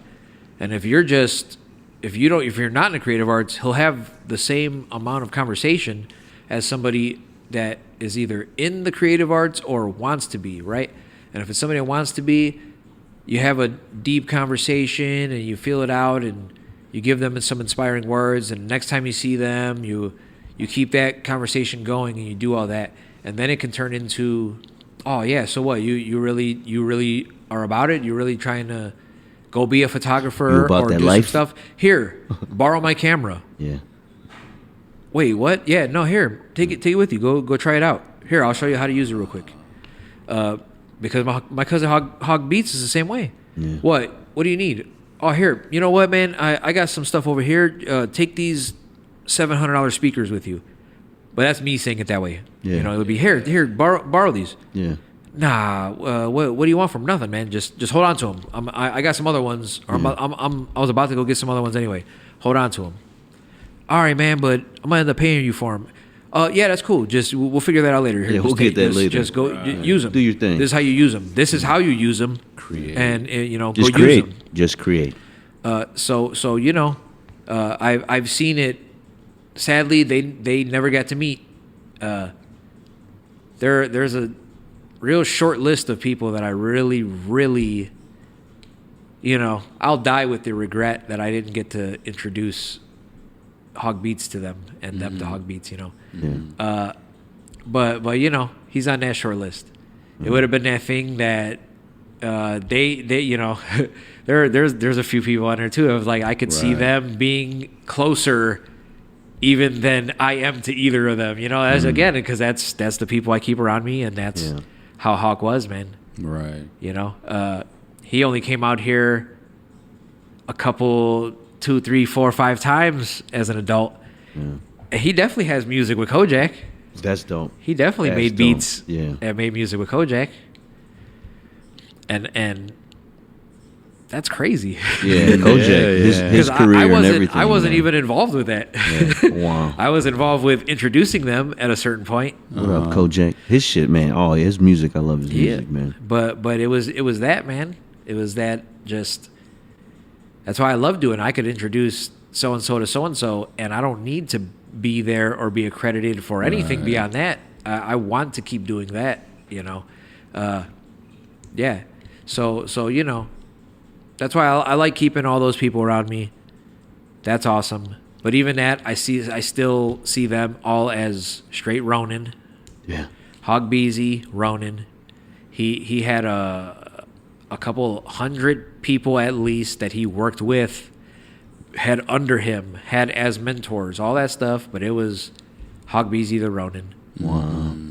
Miguel, he has his big homies and the mentors. He has the little homies that he helps out. He has people his own age. He just gets booked for corporate gigs, hood gigs, all stuff. But he's not relying on nobody else on any day of the week to get something done. And so I work to keep myself in that same boat. Roman and Maria and his whole family, their whole family, like, same idea. One other person, the far chance that he'll be listening to this or somebody will listen to this and pass it on. And I'll try and make it happen because you guys definitely need to interview NASA 773. Oh, absolutely. Man. Yeah, you guys have a good relationship. He's out there. But several different times since I was kid. He's my bigger homie, and he's only 4 or 5 years older than me, something like that. But that's my big homie because of the amount of work he's always put in, and all the different media and mediums and art that he has done over all the years. That's a huge inspiration to someone like me. Shapeless, Planet Shapeless, keep on trying all the different stuff. So he has been a leader in that idea since always. And it's always been, he's been the epitome of this idea that I've always carried, and I put it out there to people of like, we could hang out or talk every single day for 2-3 years and then break off, get too busy on either end, on both ends, and have to go do all our own stuff for another year, 2 years, 3 years. And when the time comes, we one of us hits up the other one, or we're in the same room. Hey, what's up, man? How you been? Oh, yeah, I'm good. So Grinding. you still doing down the thing? rabbit hole. You still doing the thing? Yeah, man. How about you? You still doing the thing? Yeah. Cool, man. Let's hit me up tomorrow. That's bad. And that's happened with me and NASA several times since early. And that's just been one of the core, like, tenets of who I am and how I want to keep going and that kind of stuff.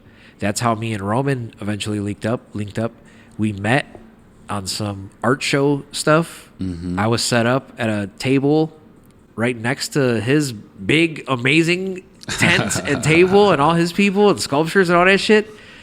And, I had set up, it was on the east side, over there, East Side Plaza. Party Foul was performing. They were going to perform, and I set up the merch table. I was selling their stuff for them. I had a whole art show going on. I was out there getting burnt in the sun. And right behind me was Roman in a big-ass 10x10 canopy and the fucking and the sheets on the sides and all these sculptures and him and all his homies, and just kept turning around, looking back and seeing them. And eventually, when I had somebody to come cover for me at the table, I got up to be able to go walk around and went over there and checked out all his stuff. And, we talked and met and all that. And, like, shit, I think like a year, maybe 2 years later, I got taken under the bridge on somebody took me over there and was like, yeah, there's this artist, there's a space over here. They're looking, he's looking for maybe a couple other artists or people to go rent out part of the space too, to go over there and work. You want to go check it out? Oh yeah, cool, man, let's go. Went over there, walked in. The current alderman, the alderman from there, he was there. There was other people in the room and all that stuff. And I saw Roman, and I kind of recognized him, but then it hit me. I had a pretty decent memory. Yeah. I recognized him, and he, same thing. He looked at me, recognized me, and went up to him, shook his hand. He was like, "Oh yeah, you had did that." He remembered before I had to bring it up. I was like, "Oh nice. Yeah, dope." Yeah. Oh, and it was exactly what I just said. Oh yeah, you're still doing what you're doing? Yeah, man. Yeah, what is your spot? You're doing? Yeah, man. Yeah, I got another spot in Indiana, but I need an indoor spot, for the winters. Oh, okay. Oh, what? You're looking for a space? Like, yeah, I'm looking for a space, man. Oh, okay. I think I was there, moved in like 2 days later or something. And never left. The rest is history. Yes. So that's one of those things. NASA's a big part of that. That dude's. I haven't seen him in a hot minute right now, but in this whole time, I pay attention. He's out there as an actor. Wow. In stage stuff, in TV show episodes. Oh wow. I know he's definitely played a dead body. I know he's definitely played a dead body in some CSI, cool. Fucking Law and Order type shit. Yeah. Dead gangbanger on a couch or some shit. Right. Like he's done a bunch of stuff though. Wow, it's pretty cool, man. It's a different medium. I mean, it's crazy. That's always been crazy to me, though, that, again, this is Chicago. Yeah. This is a hub for stand-up comedy. Absolutely. Improv. Yes, absolutely. The Iowa Olympics is from here. There's a bunch of improv from here. And acting studios. And out here in our neighborhoods, how many people we ever know that was into any of those worlds, man? Not until the last few years. Not until the last few years, for whatever reason, man. But that's a huge part of our city's world, and it's just we don't hear about any of that, or none of that exists out here. I was in the movie Michael. I was an extra. Sick. I was an Eskimo. Sick. Yeah. But that was my only nice start of fame. Mercury Rising. Ooh. Shot some scenes on my block on 101st and M. Yes. And you could see Tasty Freeze in a couple shots. Yes. What else? I remember the my Fugitive. They filmed a few things around here. One of my uncles was an extra in that movie. My Uncle Bob. Really? No shit. There's a scene. I remember he opened a door that Harrison Ford walked through. It was just something simple, but then there was Uncle the whole Bob, there he is. Yeah, exactly that. That's That's crazy. so cool. But then so really cool, what it was man. that they had Harrison Ford and Tommy Lee Jones go over to the crib right here in Bush to go have dinner and stuff. That's so cool. Mercury Rising was a Bruce Willis movie. They were shooting on my block and the whole block had came out, but classic. R.I.P. my dad. But at a certain point he came out on the front porch. Yeah, and they're on the block. And if anybody out there, there's a few people out there that know my dad knows that he's one of the loudest people in existence. So from the front porch, hey Bruce, you want some tacos?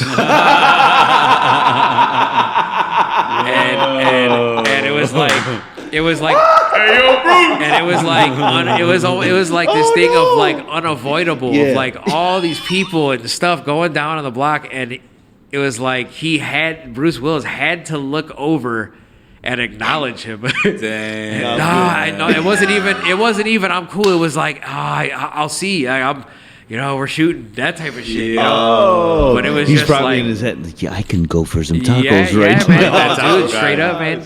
It wasn't again. Yeah, it was like some. What the fuck? Yeah, it was dope, man. That's pretty cool, man. But and again, all this is this is Chicago, man. Absolutely, it's Chicago, and that's why like I love that. I love that we are building all this up out here because it's for all this stuff. Absolutely. Hey, shout out to Traz. Shout out to Big Trazzy Traz. Yeah. He's also a 9-3 artist, but he's a Kisa artist, CISA. Yeah, OGs. Yep, they're the old school. Been doing it since always. Yeah. But he's out there doing some big artistic movie making moves right now, and TV show making moves, and set dressing. And now you know what? I don't even know the word for it. Yeah. Fuck set dressing. He's out there painting on that level and creating sets and painting sets. And hey, we need this regular old school bus to look like it's been aged 50 years and been sitting here and is all rusted up.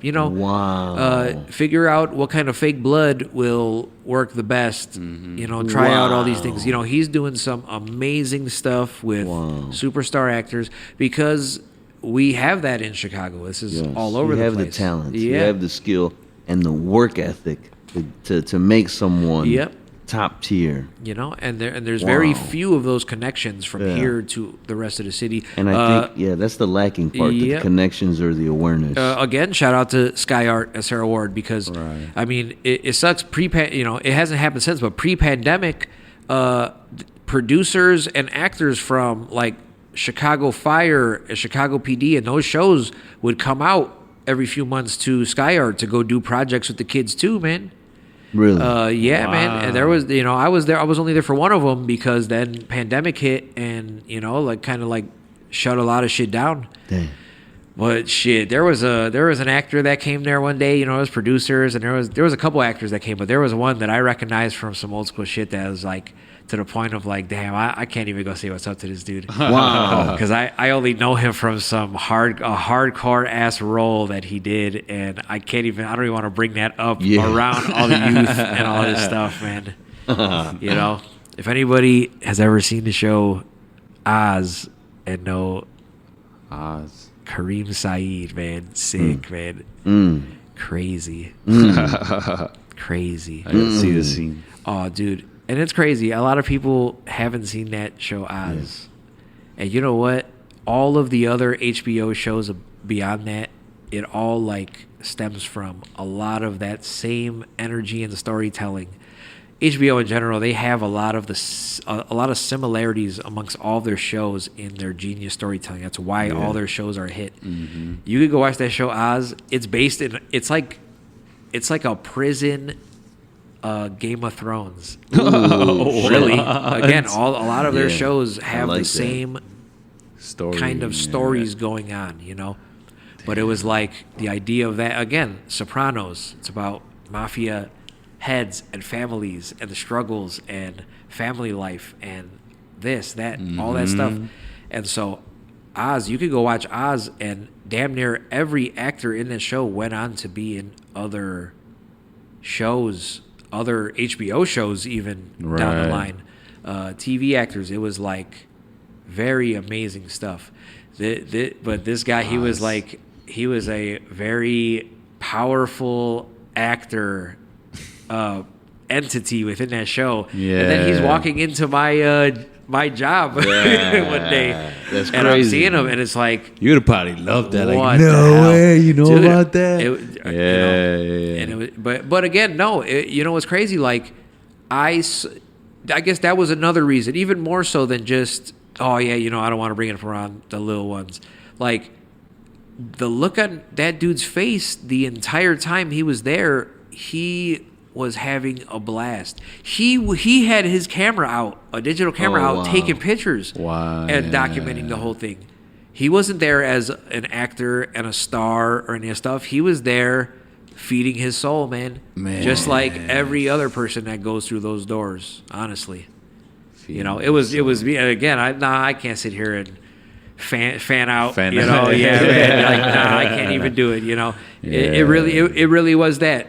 Thinking about it right now, I had nothing to do with I can't bring this roll up around the shorties. Yeah, I could have done that. Yeah. But it was like it was that. It was like, oh yeah, I'm not gonna bother this dude about this stuff. Mm-hmm. I should have at least, hey, what's up? You know, that kind of stuff. But that I guess that came from like the intimidation of like, holy shit, he's here. that's crazy, you know.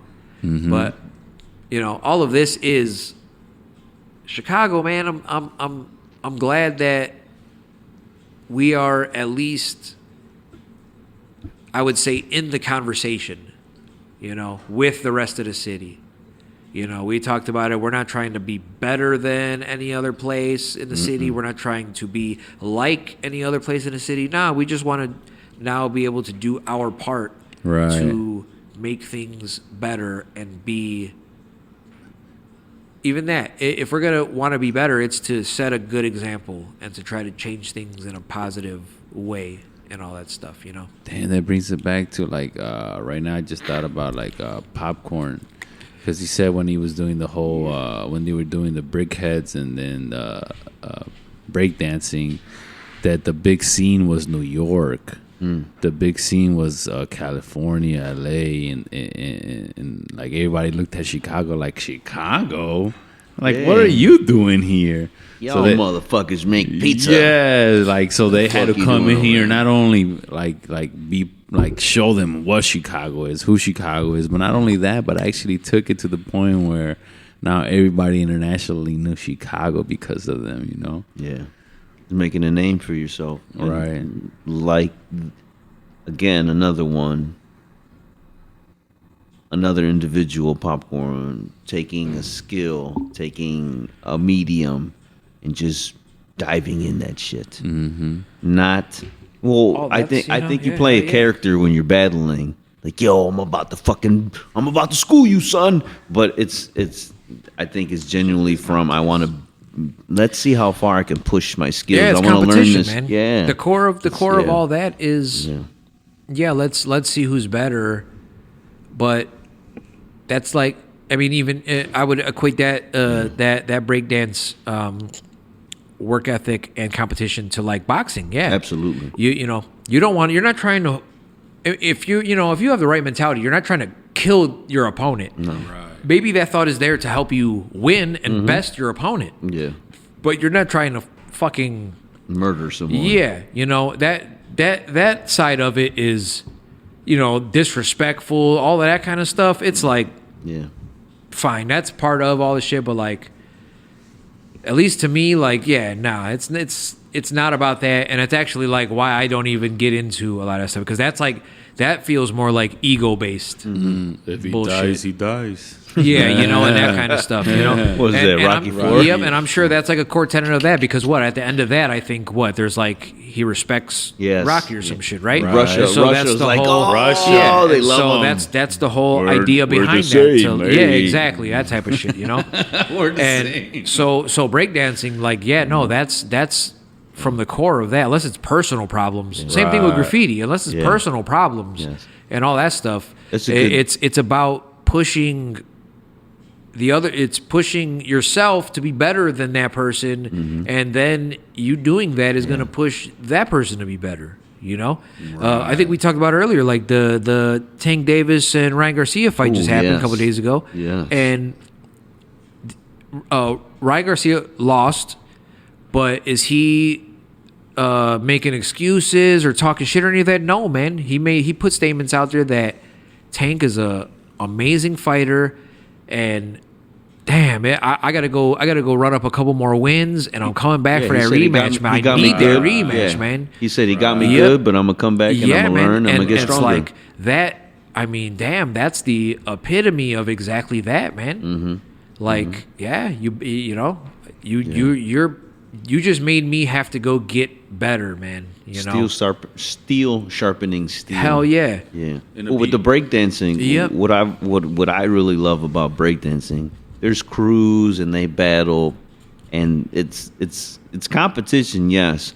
But when the opposite member, any member, when they bust a dope move, the whole crowd, anybody, Yeah. it doesn't matter. Even the other everybody, team. the other Even team, the other team. the other The other team's like, team, like, oh, Yeah, hell yeah. They give you props. They Yeah. do the hand thing. They're like, oh, yo, that's dope. Yo, that's Original. dope. You just did something Yes. original, Yes. and you know what? You did something and original. the right person sitting on the other side is got. Oh fuck, dude. They said, Well, oh, I imagine. I'm about to go figure that one out. I can Right. imagine how long he took to perfect that, Yep. and he just boom, and everybody goes, oh, Right. Yep. And appreciates it, loves it. And so, you know, the it's teams neutralize, Yeah. and it's one like, yo, you probably spent mad hours doing that. Everybody's like, yo, Right. respect. Fuck And I think yeah. that same thing, like you guys do that as artists. Cortez, you It's- like, yo, it's Cosmo, like, yo, Cosmo always shows love to everyone. Like, Yeah. yo, look I mean, at this, yo. yeah. It's that equivalent to breakdancing. It's not everybody though, man. No, it's Again, not. it's a very Not. small percentage, and the artists Purple within unicorns. this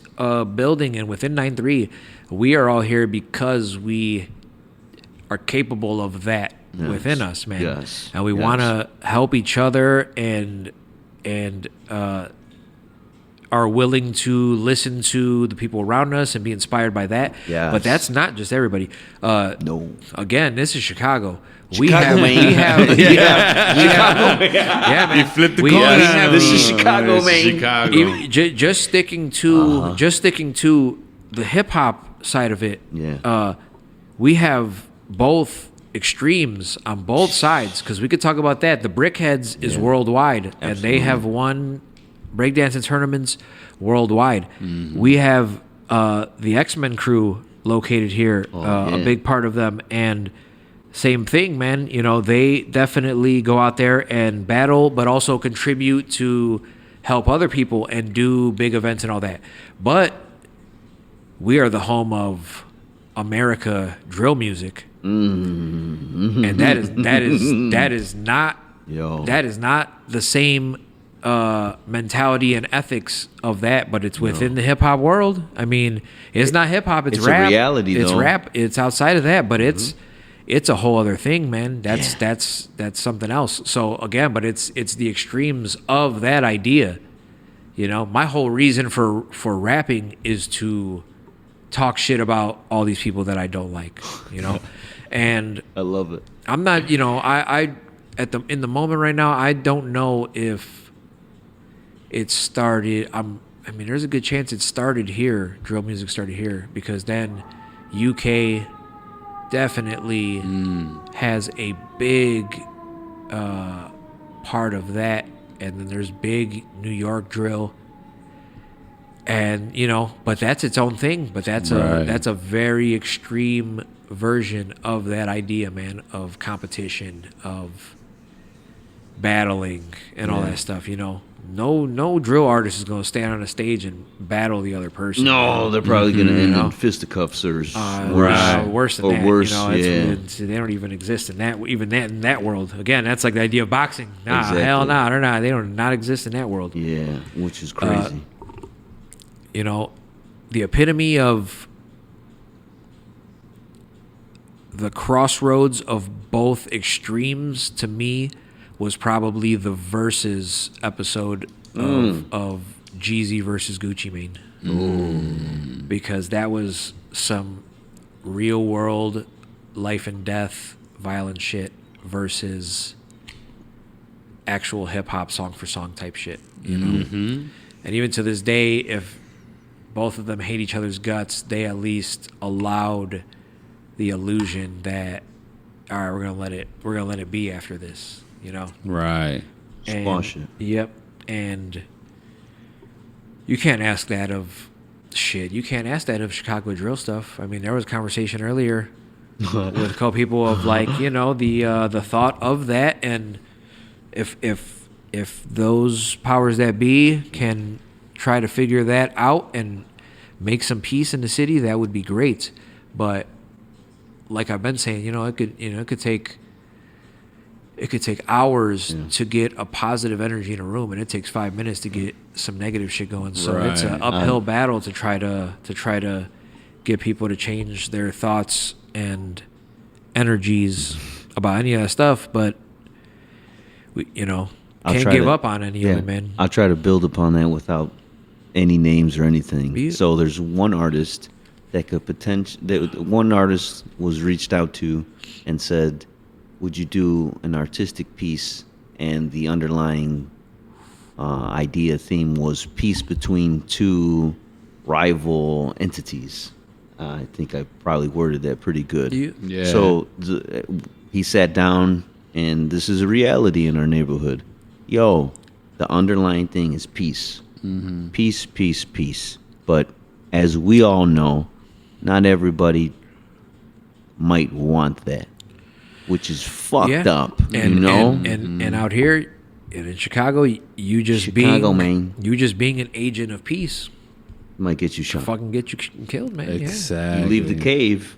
You're agent of peace. You're trying to bring change. It's what's the Simpsons? It brings us love. It's bringing love. Kill it. Break its legs. Yeah. Like whoa.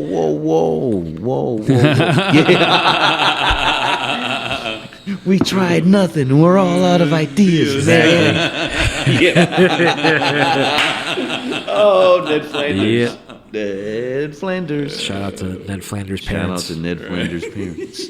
Boom, boom, pat, boom, boom, boom, pat. We tried nothing, and we're all out of ideas, man. We're not about discipline, man. Yeah. That's telling what's his name to not go boom, boom, pat. That goes along with the same. I believe there's people that don't want peace between war and factions. It's not even not wanting it. It's just such a foreign idea, or it's so ingrained in the culture. We talked about people like revenge. Like if someone did something to you, would you be able to squash it? Would you be able to break bread with them? Like, that's tough. But that's the reality we live in, And if we really want to end it, someone somewhere has to be. And I even mentioned earlier, all that gang mentality has been in Chicago since before all of us were even thought of. This is Capone back in the 20s.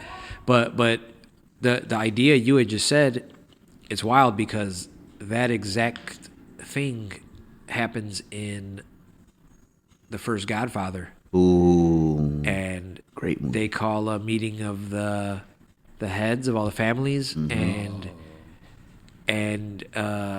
the Godfather says it out loud of like, I lost a son and you lost a son. Yeah. Done. And we need to squash this shit. Yeah. Right. But in the end, it doesn't stop it. No. Oh no. And it does take some crazy shit has to happen. So it's like, yeah, that's the It's a reality good of it, analogy. man. But it's like the core of that is Marlon Brando's character, the Godfather. He didn't call that meeting and say those things because he was trying to make a move Or flex power. Yep. He was actually trying to call peace. He put his pride to the side and his hate and his anger and on it and want revenge to the side. Yeah. Motherfuckers shot Sonny up. Oh, shit. yeah. Who And then knows they how many went- times? And then you lost a son, and we gotta stop this shit. But you can't force any of it. All you can do is just try your best, lead by example, do that type of stuff, man. So we're at least doing as best as we can out here through the arts. Yes. Nothing else. Yeah. There's a whole lot of money to be made doing the things we do, but that hasn't been and isn't the main focus and reason why we're doing all the stuff we're doing. It's more on the end of that other side of trying to do something positive, make a change, and not have to call a meeting to try to make a change. Just through our actions, lead by example, try to change things. And for no other reason than it's important to us. And Roman's in his 70s and he's thinking about his legacy, and I'm in my 30s and I'm thinking about my legacy too, because either one of us could be gone tomorrow. Right. In reality, because my cousin Hog Beats fucking ain't here anymore either, man, and all it is his legacy. Right. And all I can do is keep talking about him and keeping his energy alive. So it's that, definitely, and then speaking on, like we did earlier, about some vultures and some people that only care about that other thing. Like, that's why we have to keep our shields up and our guards up and our antennas up and be paying attention to all that shit, because like I said, there's a lot of money to be made, but it ain't gonna be some outside sources and people making money off of all of our hard work. Fuck that. If we're not focusing on all that, why is anybody else focusing on this shit? Right. Unless you're doing more than everybody else out here, why would you feel that you deserve it more? Yeah. If there is a single person who is still listening, Kudos to maybe you. maybe you've paused it and had to break it up into Right. sections, because there's people I that hope have you to do took that. all of Welcome it. back. I hope you took I would think all maybe of this. maybe Roman is one of the only people still listening. Thank you, Roman. Yeah. Thank He's you. probably Roman. Shout chiseling out- right now. Right. Shout out to Roman, and shout out to Ting. I hope you're smiling right now. anybody Right. else that Ting. has stuck with us through this Thank you, whole man. thing. Thank you. This is very And like important. I said, man, I don't like doing this and putting this out there for people, but it was Roman who inspired me to care about this and want to do this, because if he's listening, then that means probably there's a good chance other people are listening. Absolutely. And getting anything out of this, Yeah. I'm not doing this to make myself sound good. I probably sound crazy through a lot of this. I don't know, but it's like, it is worth it to at least have this here. Because like I was saying, I just said, like, I could be gone tomorrow. Any of us could be gone tomorrow. And so it is good to have this, Absolutely. at least for prosperity reasons, Absolutely. For sure. I've seen your journey for a long time, man. Yeah. And I loved one of your first, maybe not first, but one I think is kind of one of the nicest one, the Agora, your what was the name of your it was a Painting and Reflections, I believe. Correct me if I'm wrong. I forgot the actual. I don't know. Yes. Well, it was Shapeless's all of his work. I think about 100 pieces, and you spent a few hours. I saw the beginning of it, and I saw middle of it and the end, and then the next day you switched everything, and then the next day you switched everything, Yep. and I'm like, man. One, the work ethic blows me away. No one does that shit. Nobody does that. I don't think people even see it or notice it. I do. and I'm like, yo, and that just like shit's this crazy. podcast, that's Yes. Right. Yeah. I probably, I'll promote it on social media maybe once this podcast, Yeah. and hopefully it gets out there and spread around in other means, and hopefully the most people listen to it, and this is the most listened to episode, by far chance. But if it's just one person listening to a Roman, then Hello, Roman. it's worth it, and that's what Roman. that's what that art installation was over there, and all that work and all that stuff. Like, I'm not begging nobody to show up. I had friends walking distance and a 3-minute drive from that location, and I threw, what was it like? I threw events there Friday, Saturday, the next weekend, Friday, Saturday, the next weekend, Friday, Saturday, maybe even like another Sunday or another day. And a lot of people just not show up. And the entire time watching all my stories on social media and very, very aware of what I was doing and what was going on. And all I could do is just pay attention. I'm not going to sit there and be upset about it or even care. It was just, it made me have to really hammer home the idea. I mean, it's always been this way, but like, words and actions, you're saying something, but lack of action, you're also saying something, And that's fine. I don't need anybody to support what I'm doing, because even just that, it's not about, there's a million excuses, whatever it is. I don't have money. I was doing this. I had to do this. Whatever it is. Right. It's like, it's fine. It's fine. Because the main piece of support that matters to me or anybody that is taking the time to do an event or do any of this stuff is show up. Show up. It's free. Show up. Right. Yes. You could take a couple cool pictures if you want to take the time to do that. But even beyond all that, because again, I existed without a cell phone for years and years. So maybe you don't even have a phone. I take that into consideration. Cool. Right. But show up. And if you can support. It's very easy. Yeah. But at the same time, I'm not sitting there gonna worry about any of that anymore. That's a good segue. I always, how can one support not only you but any of the artists here? And I'd rather learn from you. You know what I mean? Yep. Showing up is one. Show up. If you are someone who appreciates art, collects art, buy some art off of any artist. I'll say that. Yeah. It don't even have to be off of me. You might not like anything that I do. If you like something that somebody around me is doing, hit me up to buy somebody else's art. I don't care. That's a big help too. You don't have money, you can't afford art. Show somebody else who does the art. Yeah. That'll help.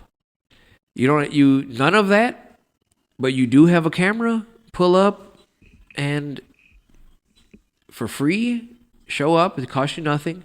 Take some pictures. It costs you nothing. Post some shit on social media, Tag. Yep. Yeah. Like, I had somebody that showed up and eventually sat in the middle of the room and was saying a bunch of wild stuff, out of pocket, weird stuff, and had, it was towards the end of the night, but the 6 people that were still there, they were all staring at this person like, what the hell, and talking, having this weird conversation. Right. And then I'm sitting there, or I'm standing there in the room, and it's like, well, this isn't helping. There's 7 of you in this room, and not a single eye is looking at this art or any of my hard work. you've made it about you, and you have everybody here focusing on you. Right? Next day, social media, that person posted one picture from that day, didn't even tag me in it, didn't have themselves in it, not me. It was just some random, very low effort picture. And all the rest of the pictures was from some other expensive place in Chicago, tagged that place, had them dressed all fancy in all the pictures. It's like, damn, like, do you have stock in that place? Yeah. Right. You personally know me. Personally. I've done things for you. Yeah. And like, you went out of your way to not support. And not even, again, because just to not show up is to not support. You showed up and you took all the attention away from what I was doing and put it on you. You actually used what I was doing to better yourself, further yourself and your own ego or whatever that is. So I just say all that to say it's very easy to support anybody doing anything, man. Yeah. You know? Show up. Show some love. That whole story I told, that's like, without saying, yeah, I don't fuck with you or I hate you, like, the person's actions said that shit. Yeah. It was crazy, you know. That's crazy. It's crazy to me. Next couple of days after that, I think the very next day, I texted enough to, we don't talk no more. Yeah. You know? Well, again, you're leaving the cave. You're following your own drum. Yeah. And like you said, the majority of the best way to put it is someone that works a 9 to 5. They've been doing that since they were 18, 21. It's a different lifestyle. Although we're the same and we're in the same proximity, I don't think the majority of people can fathom like in the gypsy life, the art that you create, that you put your heart and soul into sometimes, whether it's music, creating, chiseling, whatever it is. If you put your time and effort into it and you spend, like a Maggie, perfect example, you spend so much time with it, and now, all right, it's my baby, I'm gonna give it to the world, and someone looks at it like, well, it's that thing. My kid can do this, or yeah, I'm not even gonna. I'm gonna. There's I'm all not, that. I'm not even gonna look at it. I'm here for different reasons. There's definitely all that, and I would say, I guess, just from personal perspective and experience, in what you're saying is, like, the person I was just describing and that whole experience, and the people who, again, were within walking distance or a short drive and just didn't show up. I was very aware of it all. It's that idea of he left the cave, you know? And it's not about killing me or any of that, but it's just,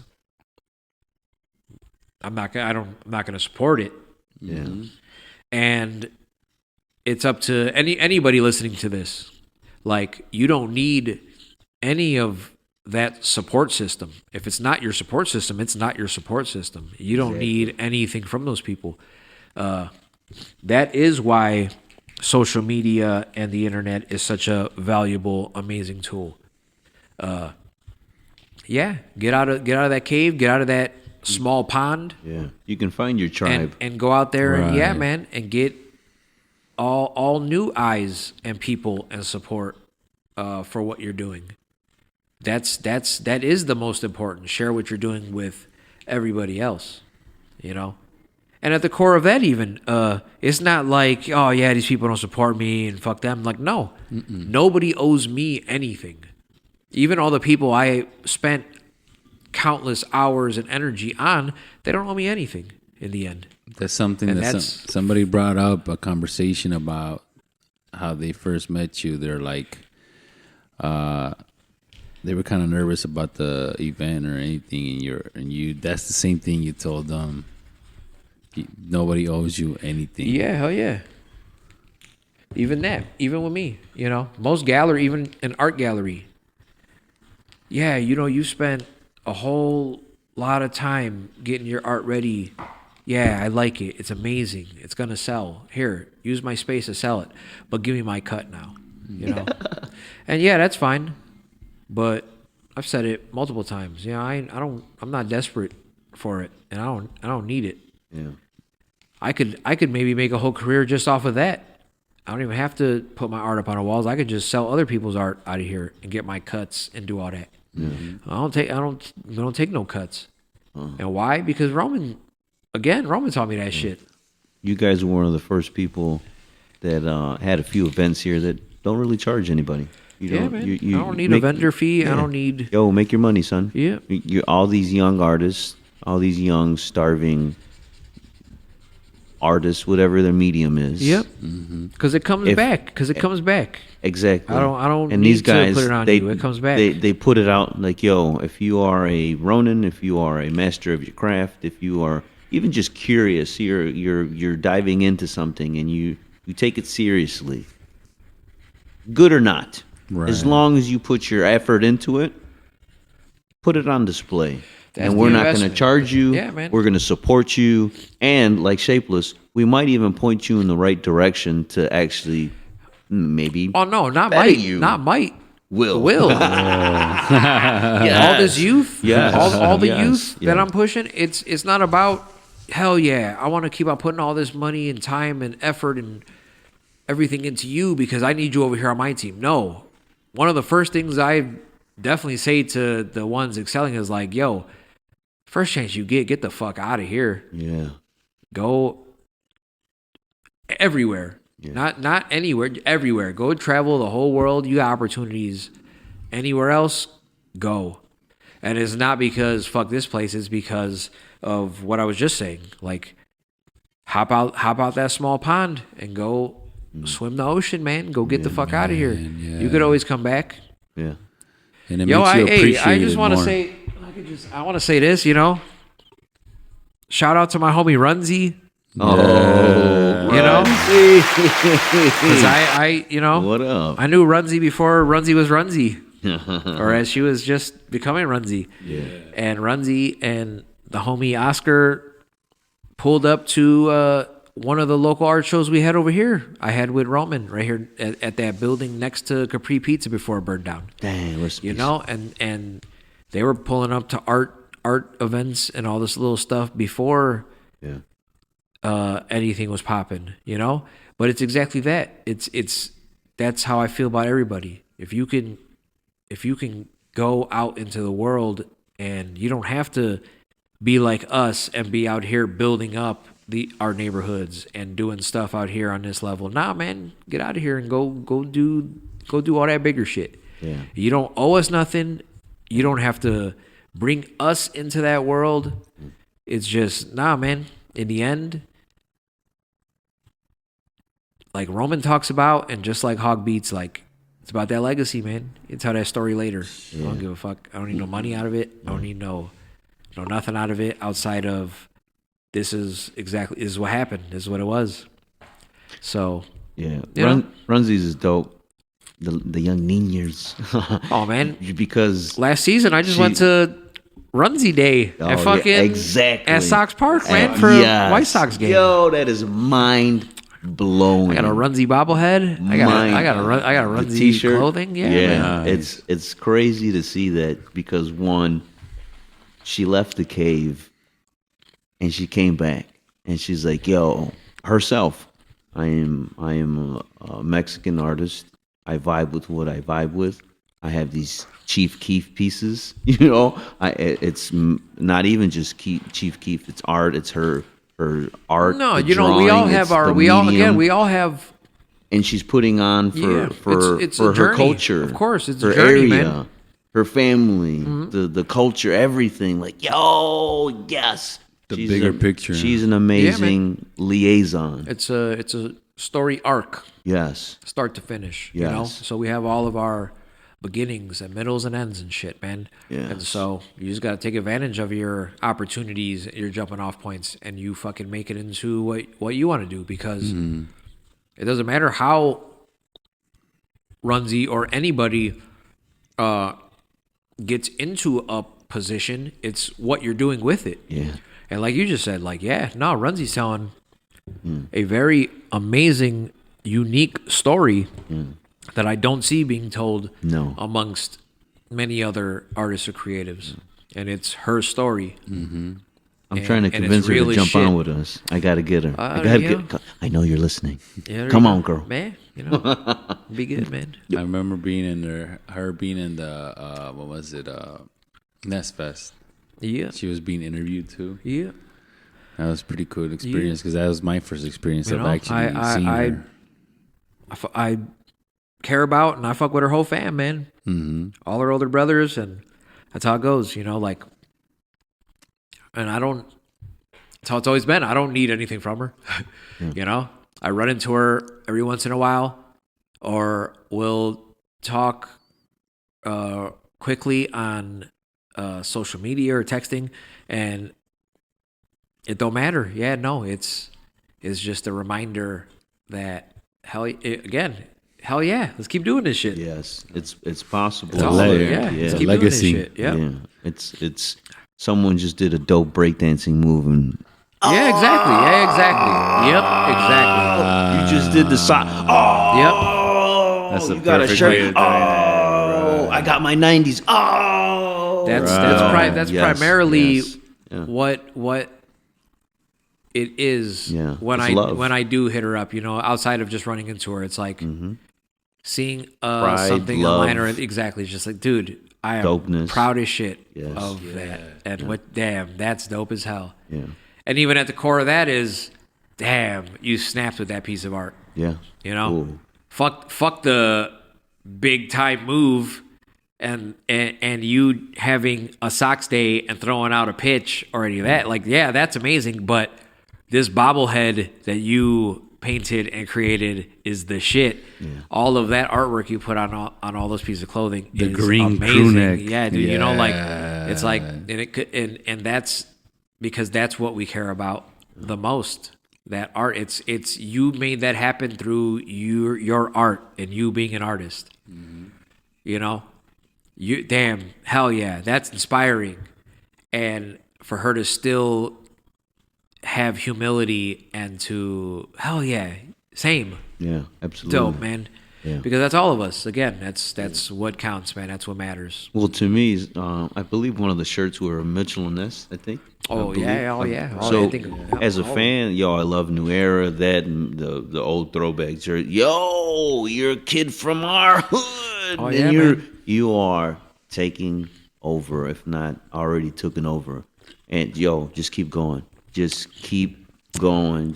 I want to see how far this goes, because not only is she going to help herself, she's going to bring so many other people. She's going to shed light on art in general, on our area, on her area, that's on her upbringing. That's what I was saying. It comes back. It comes back no matter what. Exactly. It's huge. It's big for all of us and shit, man. Wow. Because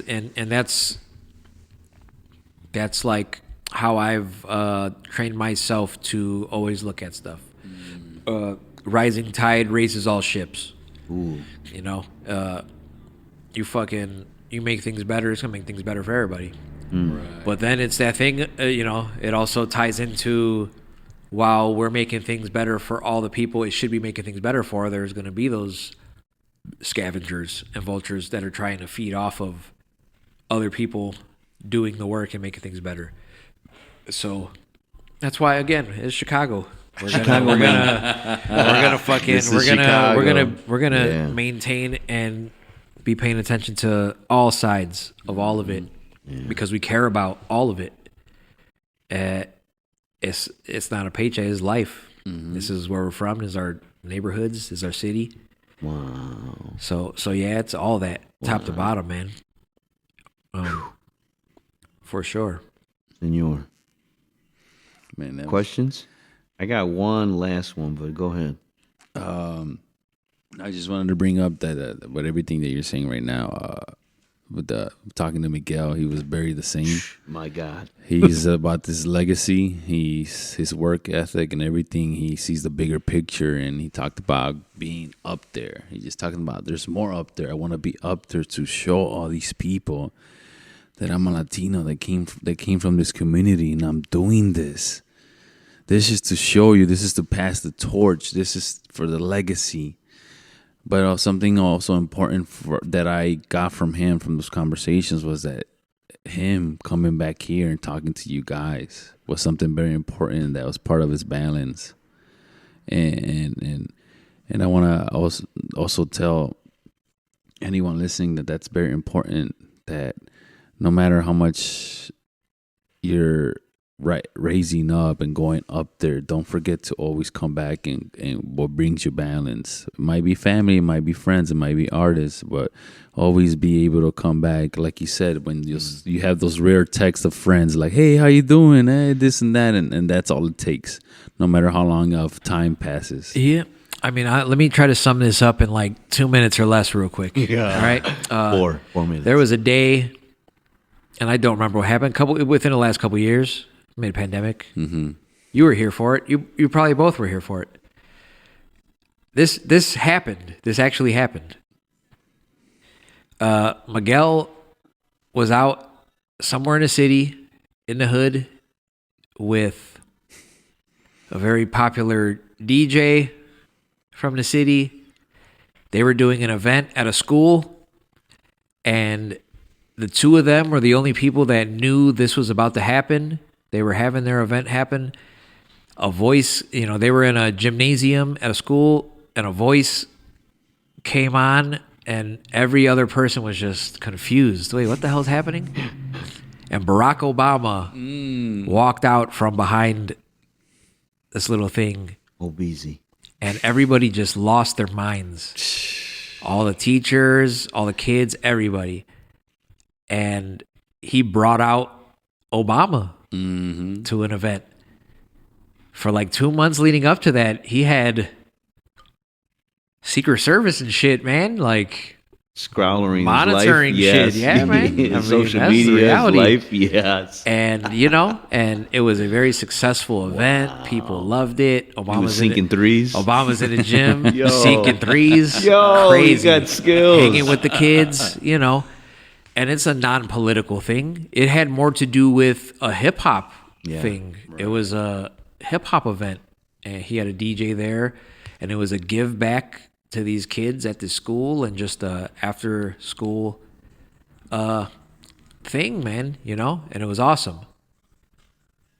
But then cut to after that got wrapped up, Miguel drove himself back out here to South Chicago and pulled up right here to 9-3 Studios.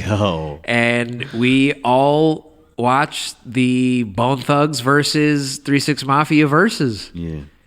And that's how he wanted to come celebrate and decompress from all his hard work. And we were over here and had a whole experience. Everybody that was here. I think both of you here? Yeah. Here. Were you here? Yeah. Oh, you weren't here? No. Damn, Fred, you weren't here? Damn, yes, why did I think you were here? I thought you were. Damn. He was there for another one. Right. Maybe one of the other ones. Damn. Yeah. There was a bunch of people here, man. No, I remember. I remember him coming out. And then towards the end, he's like, yo, I want to show you this video. Yeah. And I'm like, oh. And again, it has zero to do about stunting. No. Hell yeah. Look at what I did. I don't think he ever posted. Not the, there's some photos. Maybe, no, it was a out photo, there. but he had a few videos and everything. Like, no, he didn't show that. But it was wow. Because being here for that was just as big and important as that event he did, because he's really about, just like me, man, you really care about the culture and really care about all the different cultures that we care about, man. Mm-hmm. And doing good and the give back and the positive side of all of it, and then what you enjoy and what you love And I mean, that damn Versus was one of the craziest things ever, man. I loved it. Like I said, I brought up the Jeezy versus Gucci. That was super dope. But the Bone good. Thugs verse 3-6. Yo, 3-6. Holy shit. Man, 3-6. That was one of the best. That was man. a good one. You know? And Bone Thugs was good, but shit, dude. 3-6.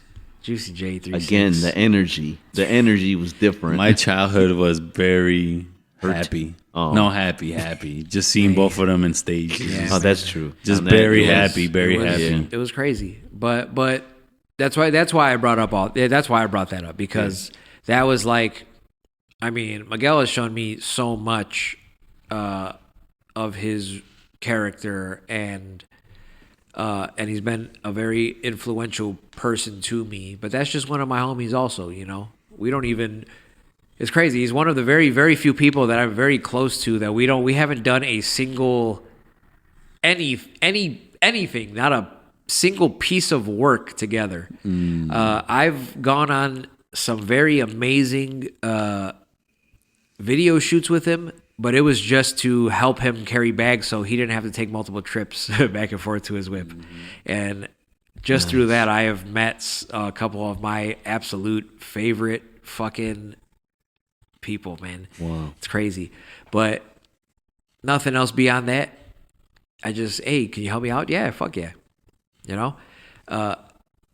We don't do business together. We don't work together. That's just one of my best friends. Right. And and I think you had mentioned about it. I think that's why this came up too, Fred. You had talked about like this kind of keeps him Balanced, almost man. like grounded and balanced. Grounded, You know, grounded, and I've always felt that without having to hear you or anybody else ever say that or him ever even say it. It's like that is what it is, because I need that all the time too. Roman is the epitome of that too for us and shit, you know. It's like, Roman, you have survived and lived and thrived 70 plus years exactly the same way you are right now today. Wow. Oh yeah, you are the reminder when I'm having a bad day. Yeah. And I feel like giving up, which I've felt like A lot of time. thousands of days in the past fucking 10, 20 years now. Like literally thousands of different days I have wanted to go turn in applications at places and give the fuck up on this. Like, Shapeless, you, man. yeah, man. And it's like, it's that reminder, man. Wow. And so it's that. And so we all have each other for that, and it's amazing. And every one of us can be gone tomorrow throughout the whole circle, and then it'll be the rest of us carrying that energy and that mantle moving forward. And so we all accept that, and we actually, at this point now, thrive off of that, you know? And it's great. And that's why all the little bullshit and that's why a vulture don't mean nothing, you know. Yeah, that's why if somebody acting funny, it's like at this point you know, we'll laugh at them instead of getting angry about some shit. We'll laugh at them and then just squash that shit. Well, a vulture can depending on. All right, let's see if I can use an analogy. Like, all right, if you have one lion, well, a vulture or a squad of vultures can potentially do some harm. But if you got a squad of lions, ain't nobody gonna fuck with a squad of lions. Ain't no vultures, you know what I mean? It's kind of like, and what is the 93 Studios? It's a big pack of lions. Mufasa, Mufasa, Mufasa. But I would even just see like a vulture just moves off their basic instincts. So they're not even recognizing what a lion is. They're just trying to eat those scraps and shit, you know? Point. So they're not even thinking about all that other shit. Yeah. They're just seeing dollar signs. I just got to take care of myself Yeah, and I eat. just gotta take All about me. Eat. Yep. Take care of myself. I got to take advantage. Yes. And that, you know? So that, you know, that's why it's like, it's not gatekeeping, but it's protecting all the important stuff, you know? That I think you had put out that interview with Roman and Maria in their house, and he had brought up at a certain point about, at this point, you know, I just have them talk to Shape, Because I'll And say I'd yes love to that. everybody. Yeah, I love you know, that. Yeah. And so it's it's a crazy thing, but The it's better word is liaison. Right. You know what I mean? and so I don't I'm not trying to I don't gatekeep nothing. No, everybody, I want everybody to fucking succeed and eat, Right. That's a better word. but I have to it's that I have to you got to ask them questions. Like we started by saying, I ask you bring up want to do a podcast. Anybody, I'm going to ask you a couple questions. You grilled us. Yeah. Detail. Cosmos was like, nah, bro. I don't like talking, bro. Yeah. Right. Cortez was like, I'm everyone. I'm Roman. And so I'm it's surprised. it's that type of thing of because I don't gatekeeper has a certain connotation to me of keeping people out, and Like you're judging what is good and not. Because in my head, that's like somebody standing at a door that, oh no, you're not dressed right and you can't come in tonight. Yeah, it's a good Man, point. go fuck yourself. That's a good point. Every person in this line is staring at me. Yeah. And what? Because this shit has a smaller monetary amount than everybody else.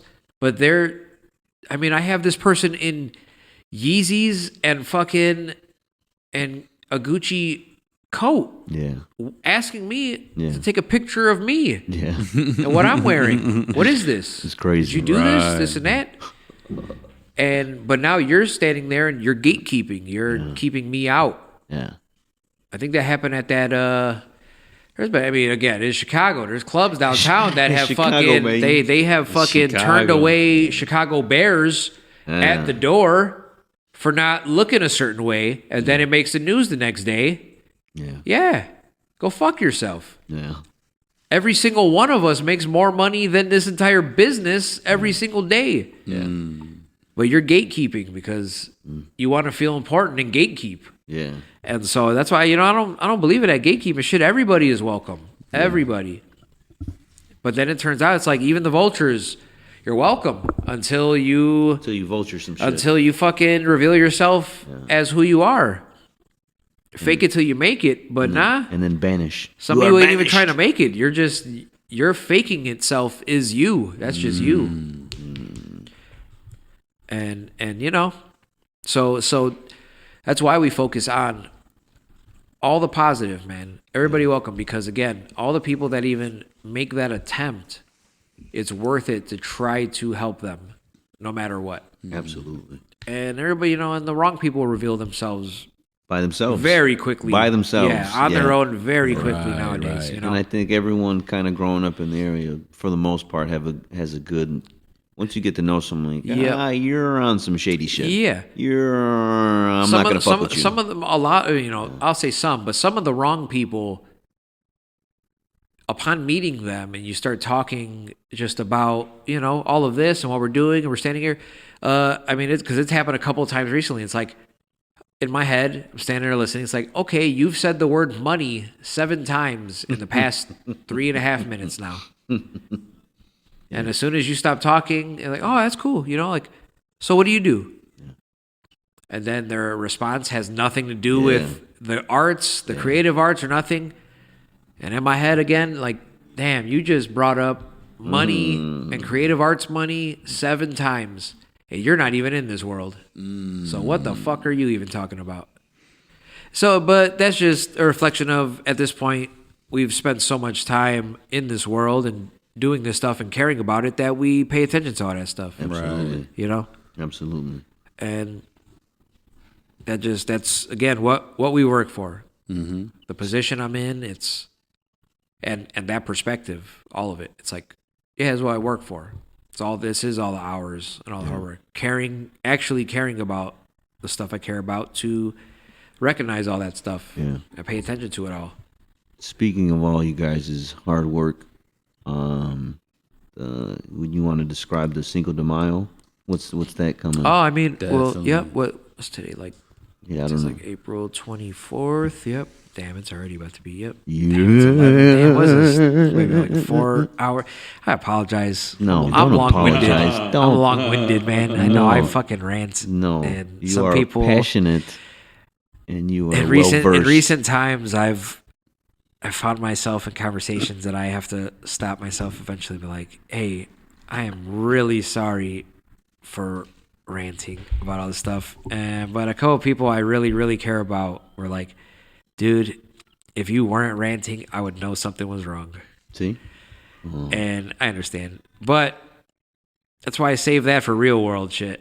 And I don't like doing it on here. But fuck it. I hope anybody still listening enjoys. Absolutely. Well, one of my main reasons in my head, how can we help the people that I feel that are pretty talented and dope, besides a post, a tag? Yep. Actually getting to through know these, somebody. That's why, again, and Roman definitely getting to know someone. Really put it out there of how this helps. Yeah, absolutely. That's why, again, that's why I've been fine with it. Yeah. That's cool. So, shout out to anybody still listening. Again, even if it's been in shifts, that's cool. If you make it through to the end, that's awesome. In 85 chunks. Thank you. And so we're Thank you, Roman. April. Yeah, thank you, Roman. And Cosmo, I bet Hell you Cosmo's right there. Cosmo, every episode he gets us There you up. go. Cosmo's the man. That's Shout out, dope. man. Yeah. So not this weekend, but next weekend, next Friday, Cinco de Mayo. Mike Ramirez hit me up. Shout out. Thank you, Yeah, Mike. Mike Ramirez from 18th Street Distillery reached out to me and asked me if me and the 9-3 artist had some art that we'd want to show for an event at 18th Street Distillery and 18th Street Brewery in Hammond, Indiana on Cinco de Mayo. And so I talked to the guys, and we all have a bunch of brand new artwork that we would like to go take over there. So I believe it's from like noon till 11 p.m. and then there's an after party from like 9 till 2 at Don Pedro's right down the way. So it is for anybody local if you know any of this. But so 2 weekends from now we're gonna be over there all day, all night Friday. Just show up. So we'll be over there. Yeah, Just show some up. brand Just new. show Yeah, up. Show exactly. some There you love. go. Yeah, exactly. Just show up. Come you could go in there and have a drink. Eris and Memos Jr. is gonna be cooking up some amazing food. 18th What Street up, Brewery themselves has a real dope menu of food. They have a whole big list of beers that they brew. The distillery has amazing liquor they make. Drink it fucking sucks for any of the youth listening. But if that's your thing, it's gonna be an amazing time with some real amazing food and drinks and some brand new art from all of us. Flex from the Kisa crew and the Flex Creative Studios, they're going to be over there with some artwork too. Oh, yes. We got some dope. There's some dope DJs. It's going to be DJing the whole time. So, it's going to be a real good time for sure. Shout out to Mike for always trying to work with not only creating new things, but working with South Chicago, East Side, and everybody within, man. I mean, again, like everything we've said, like this is what a lot of us have worked for to He's another one. better He's to the better same our thing. We coming for you, Mike. communities. Yeah. There you go. Yeah. For sure.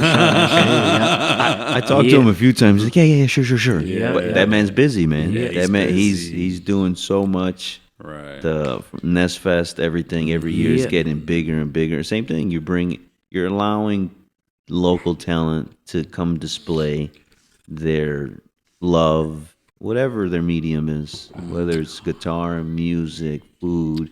Buzz was there. You're like, it's for the people, it's for the love. Yeah. Come see the amazing talent. And every that's year why, it's bigger and bigger. That's why throughout this whole interview and just in life, I make sure to, when I speak of any of the things I speak of, I make sure to address it as the creative arts.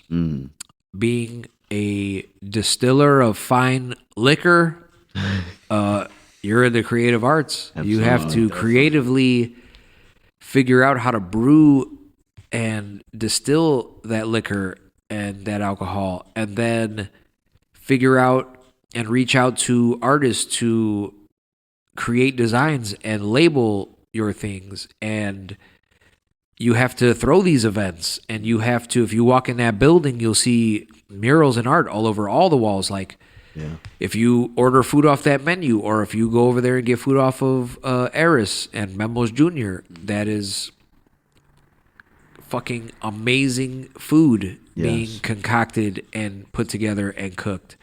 It's the creative arts. If you can touch it, taste it, smell it, hear it, all of it, man. It's the creative arts. And I left out the most, at least to me, the most important to see it, the visual arts. But like the creative arts, man, it is all of it. And I love all of it. If you use your time and energy and talent and skills to make something, that is the creative arts. Some people just like being consumers, and that's fine. The creative artists who create things, we create those things for consumers. It's two sides to the same coin. If people didn't consume stuff and enjoy experiencing things, then the creative artists, we wouldn't have the place we have. Wow. A shout out to AI. But like, I'm gonna keep creating until I become obsolete or whatever it is, Skynet. But there'll be a separation between those things. That's why I don't the same as everything else. Like, I'm not gonna shit on AI and you shouldn't support that or whatever it is. Nah, man, because that's part of the creative arts too. Technology and all the stuff. We have to keep on advancing and keep figuring it all out. And everybody's journey and life is different. So you just gotta do your thing. Don't just blindly follow somebody else's path or whatever somebody else is telling you to do. You gotta maybe take 10, 20, 100 different people's lives and actions into consideration, and then figure out aspects from all of those people that relate to you or you feel would benefit you, and then that's you. So yeah, man, this has been dope. I got Akira now playing over here. Fight Club ended. Just watching some Akira. That's one of my favorite animes. That's dope. You got any? I got one more. I have to put my glasses on for this one. I have to put my glasses on because I don't want to cry. So I don't like sharing much either. I'm just like you. I've learned so much, not only from you, but from every single artist here. Me, just like you, in the past few years have been very, very, very difficult for me. And I kind of felt lost. I kind of felt lost at sea. Where am I going? I lost my medium. I lost my purpose. I lost a little bit of myself. And now I kind of found my tribe again. I found someone I can relate to. Before, I couldn't put words to, I have certain feelings. I couldn't, when I would try to share something with my friends, they didn't get it. I lived a different life. I lived something similar to a gypsy life. My medium wasn't art. It was the body. It was fitness. And I couldn't articulate. I couldn't put words into, nothing was making sense until I was meeting these guys. And I have conversations with you and Cosmo and Roman and Cortez and Maggie. Every question I asked you was for a selfish reason, not for the likes, not for the podcast, not for views, for me, for Tony, for me personally, because I want to know, how can I better myself? How can I learn to put value on a skill? How can I learn to express myself? How do I, on those days where you feel like inadequate or the confidence isn't there, how do you do it? Well, all of you guys, just do it. Just do it. Get there. All of you guys are very supportive. All of you guys share without even me asking. So to have that positivity helped me tremendously as a human. Me at my age, at 120 something. Yeah. So if you can help me, I know you can help so many other fucking people out there, not just my age. You're doing it with the youth. You and Court, everyone, Roman, you have a grip on the youth. You have the Renaissance is here. Again, sorry, the Project Mayhem is underway, but it's not Project Mayhem. It's something different. It's your own version of it. It's the spreading of positivity. I can see what you mean by that. It's just there are a lot of people who won't. I get it. That see. I need a different all of word, that in a but you different get what way. I'm saying. Yeah, for sure. You get where it's not disrupting the system. disrupting the Because that's core system, of it. disrupting the norm, doing it our own way, kill the fucking ego, and just create. Just do something Yeah. from the heart, and just feel. Those guys were 9 to 5 dudes fighting each other and punching, made them feel alive. That's the same feeling I get from lifting and running. That's the same feeling you get from creating and helping. That's the same feeling Cortez gets from this and Meg, and that feeling does something to the human body, mind, and soul. And not only do I consider you guys artists, but teachers and therapists and counselors in your own right, in your own shape and form. And you said it before, the majority of people don't share that same mindset or vibe. But every time I'm around you guys, there's positivity, welcoming, like, yo, I need to be around that. So imagine a young kid growing up in a shitty environment with shitty this, with shitty that, and doesn't have support, and they have a Shapeless there that the kid had a worse fucking day, draws fucking shapes. Yo, that shit is dope, man. And the kid's like, I'm going to sell it for 20. No, sell it for 100. That can change the direction. That can change the mindset. That can, instead of doing this, I'm gonna do this. That could change the whole path of the soul, man. And to me, like, yo, I am all in. Anything I can do to help you personally, Shape. The studio I'm in, and it's not for likes, it's not for money. I support what you're doing because underneath it all, it's all about love. It's all about support. And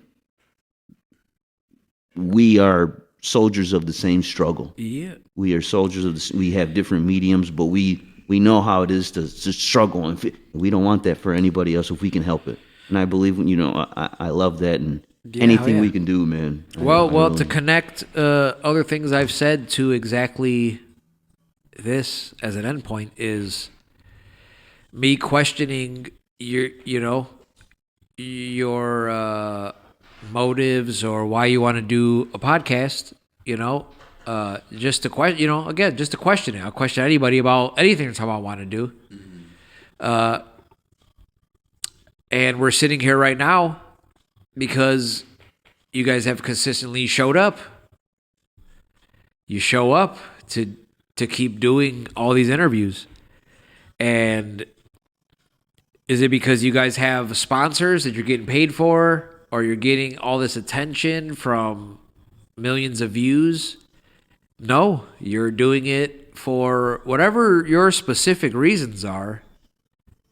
Whatever it is, that doesn't matter to me. You are showing up, and you consistently keep making it happen and doing what you have set out to do.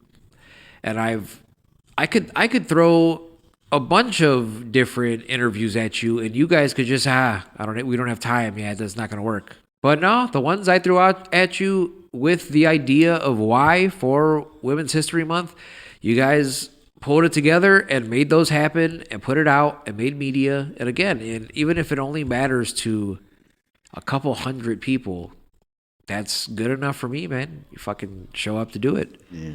So that's just the epitome of it, man. You have to show up to do it. You guys show up to do it. And that goes for anybody and everybody. even if there's a person creating something that I personally don't like, if you keep creating that and showing up for yourself and for your responsibilities to keep producing and creating that, I will still have your back and still fucking do something for you. I got my 90s. Yeah. That's a dope You know, trick. I guess I'm just thinking of like maybe, you know, if there's a musical artist, a rapper, somebody that's, you know, maybe something that I just don't, your lyrics or something, whatever it is, even some artwork that it's just not my taste, whatever it is. But you consistently keep doing it and creating and producing and you show up. Yeah, man, I fuck with you. And I will do what I can to keep helping. And I will assist. I mean, you know, I will help people excel far further than me and make a lot more money than me and gain more opportunities than me and not need anything in return. You know? I guess saying that, thinking, you know, there's a bunch of people, but just for example of like Runzi, I don't need anything from my homie Runzi, you know?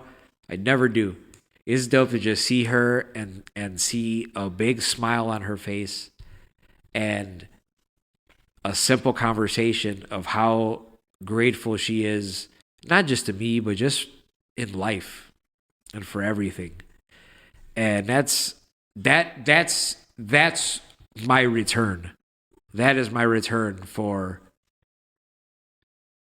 even if it's just a couple conversations or whatever it is, and for her or for anybody, that to push anybody and to watch them excel and go and be amazing and all that shit. I don't you don't owe me the shit, you know, I don't expect shit. I don't need shit. And just right there, because that goes back to like what I said about me and NASA and me and Roman. If I haven't seen, I didn't see Runzi for a couple years, and I ran into her at Sox Park on the way to go get my fucking Runzi bobblehead. And she ran into me and Miguel, and That's just crazy. that look on her face and fucking just like damn near jumping at the two of us to hug us and fucking, oh my God, thank you. Oh, this day is just so, it's been crazy. This is crazy. Thank you guys for coming. It's like,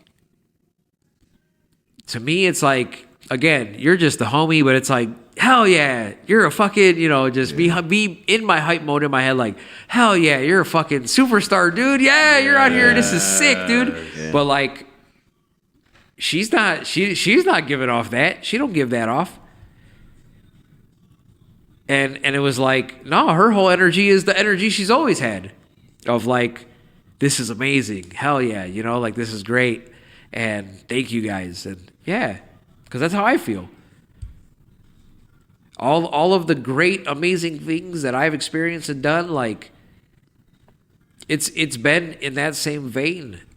If somebody has helped me experience some crazy shit or opportunities, like, I haven't had nobody help me in that way that is now looking at me like I owe them, you know? And so I've always been grateful for that type of shit. And so that's helped me stay on that path of that exact idea, you know?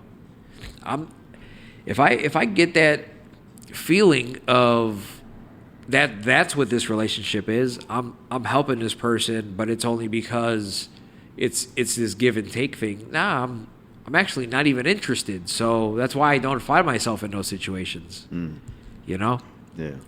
If that's what this is, like, I'll still encourage somebody, but I'm not gonna spend that time doing that. I need to get something else out of it. I'm helping the youth. I mean, shit. What is it? Is it April, March? Just last month, I was a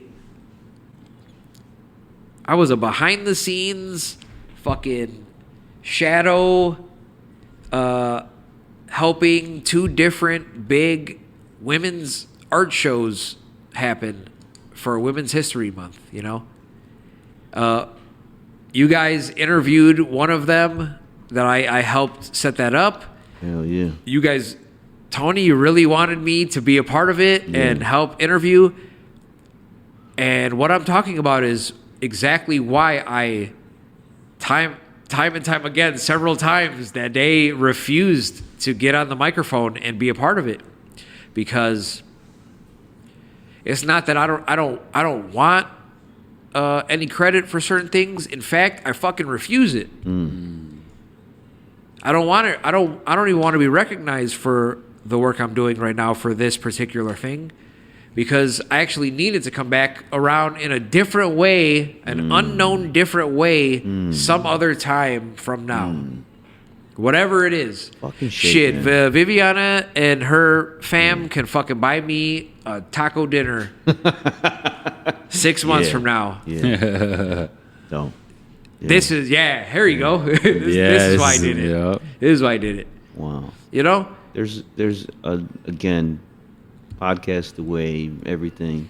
Me and my personal, there's a lot of parallels when I hear you and Cortez and everyone speak. Like, oh, there's certain things you say just fucking hit and resonates. Like, Yeah. oh shit. That's Oh why it's shit. Yeah, that's why I keep it to a minimum.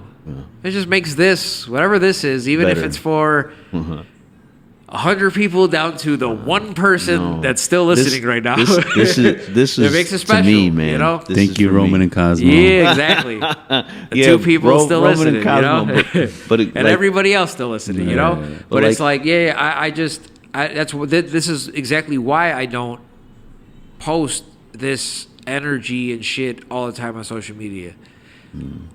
I'm sure you guys, you guys could attest. I'm this way in real life every day, and I enjoy that as opposed to doing it in this medium and shit. I want to do more of this, but my instincts for this is a lot of different other things. This was just for me to kind of express some things. We the 3 of us were sitting here a month and a half, 2 months ago, and it was just a little bit more extreme and crazy than this one was. And I actually demanded that we do this episode because that last one was a little, I don't know, a little too revealing, or Hey, no one will ever know. No one will ever we'll put out. We're gonna know. put out some pieces of it, Yes, maybe yes, intertwined or yes. whatever it is, man. But I love this, but I more so just enjoy doing this in person and having these real world effects. But then that's why this can also be important, because this can affect anybody in the same way as sitting here in person. Yes.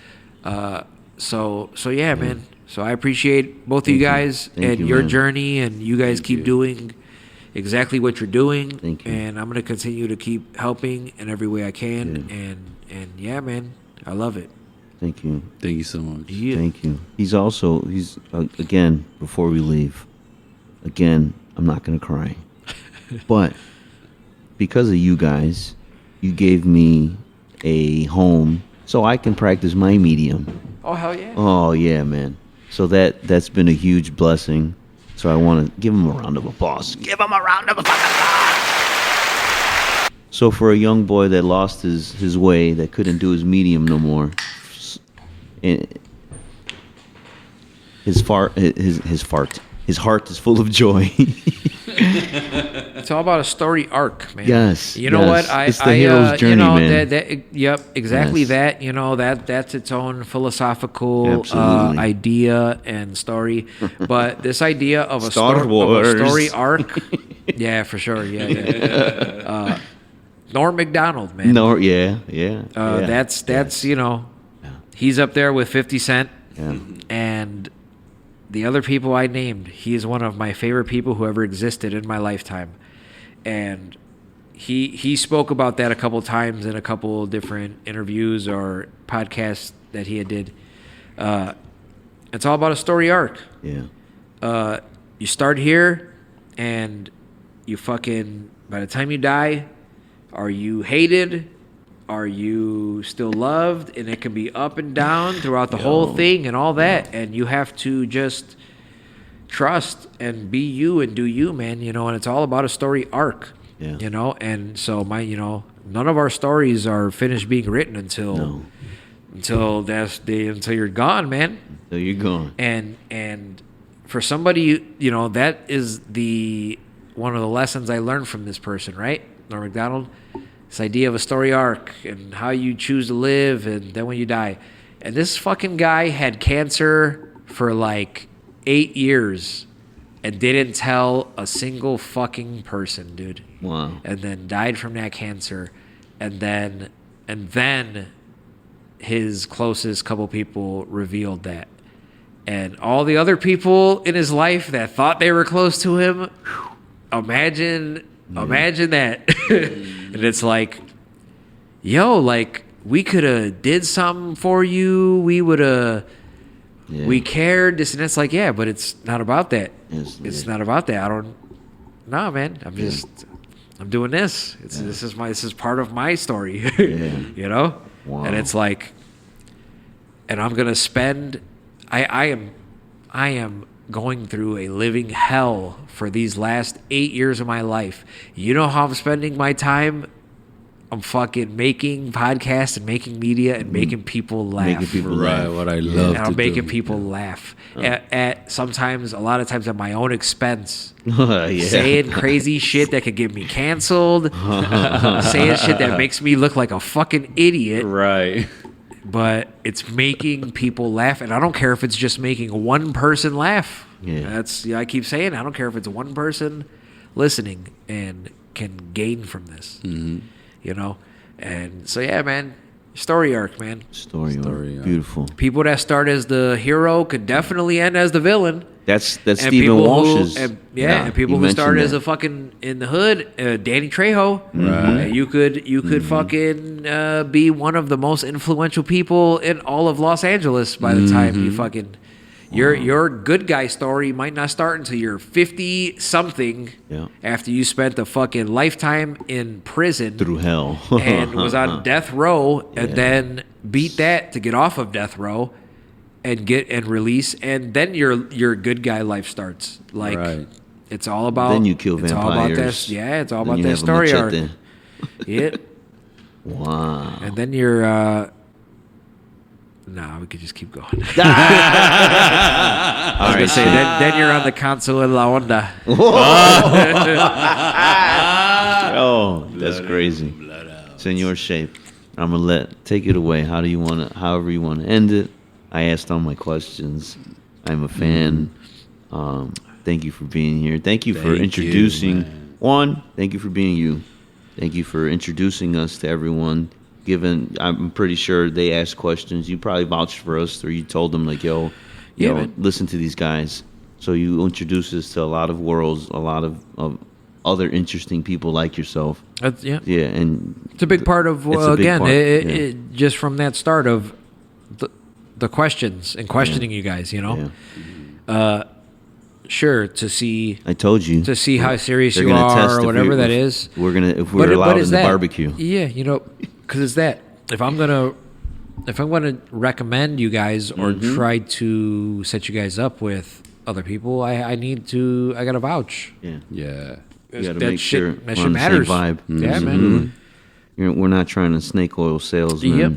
Same thing. And it doesn't matter that I've known you more than half my life because I have very close friends that Exactly. Yeah, no, I'm not That gonna never vouch for pulled you. up. That yeah, are 'cause 2 minutes away. Yeah. That are 5 minutes Yeah. away. Yeah. That saw the story. Saw Yeah. that. And it's like you can look like you're doing what you're talking about, but if I ask a couple simple questions and you're giving me some faulty ass answers, then no, I'm not gonna vouch for you. Yeah. And you could not look like you know what you're doing, and somebody could not know what they're doing, but they give me the right answers. Oh yeah, I'll give you even more energy to help you Right.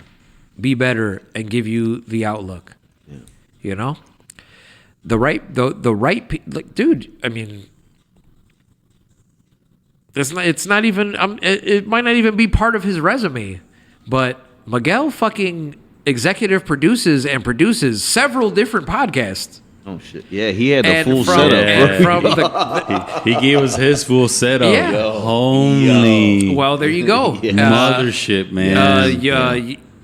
That should cost money. Yes, Man. You guys owe him. Yes, you yes, know? we do. But, Yeah. but you know, I owe him tacos. you in know 6 months. how you're. Yeah, you could buy some tacos in 6 months or be successful, Absolutely, and that is payment enough for My Miguel, man and he's Shape. taught me that shit time and time again, and that's why like that's all I need.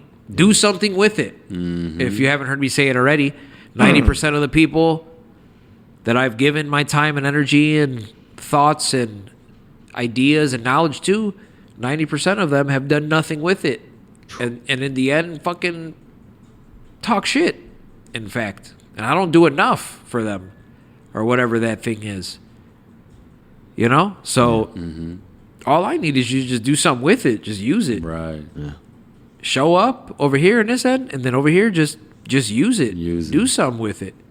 If I'm going to let you borrow a piece of equipment like Miguel lending out expensive cameras, or my cousin Hawk Beats lending out studio equipment and speakers, fucking do something with it. Yeah. Not to just take pictures standing by it to make social media posts sounding and looking like you are doing something with it.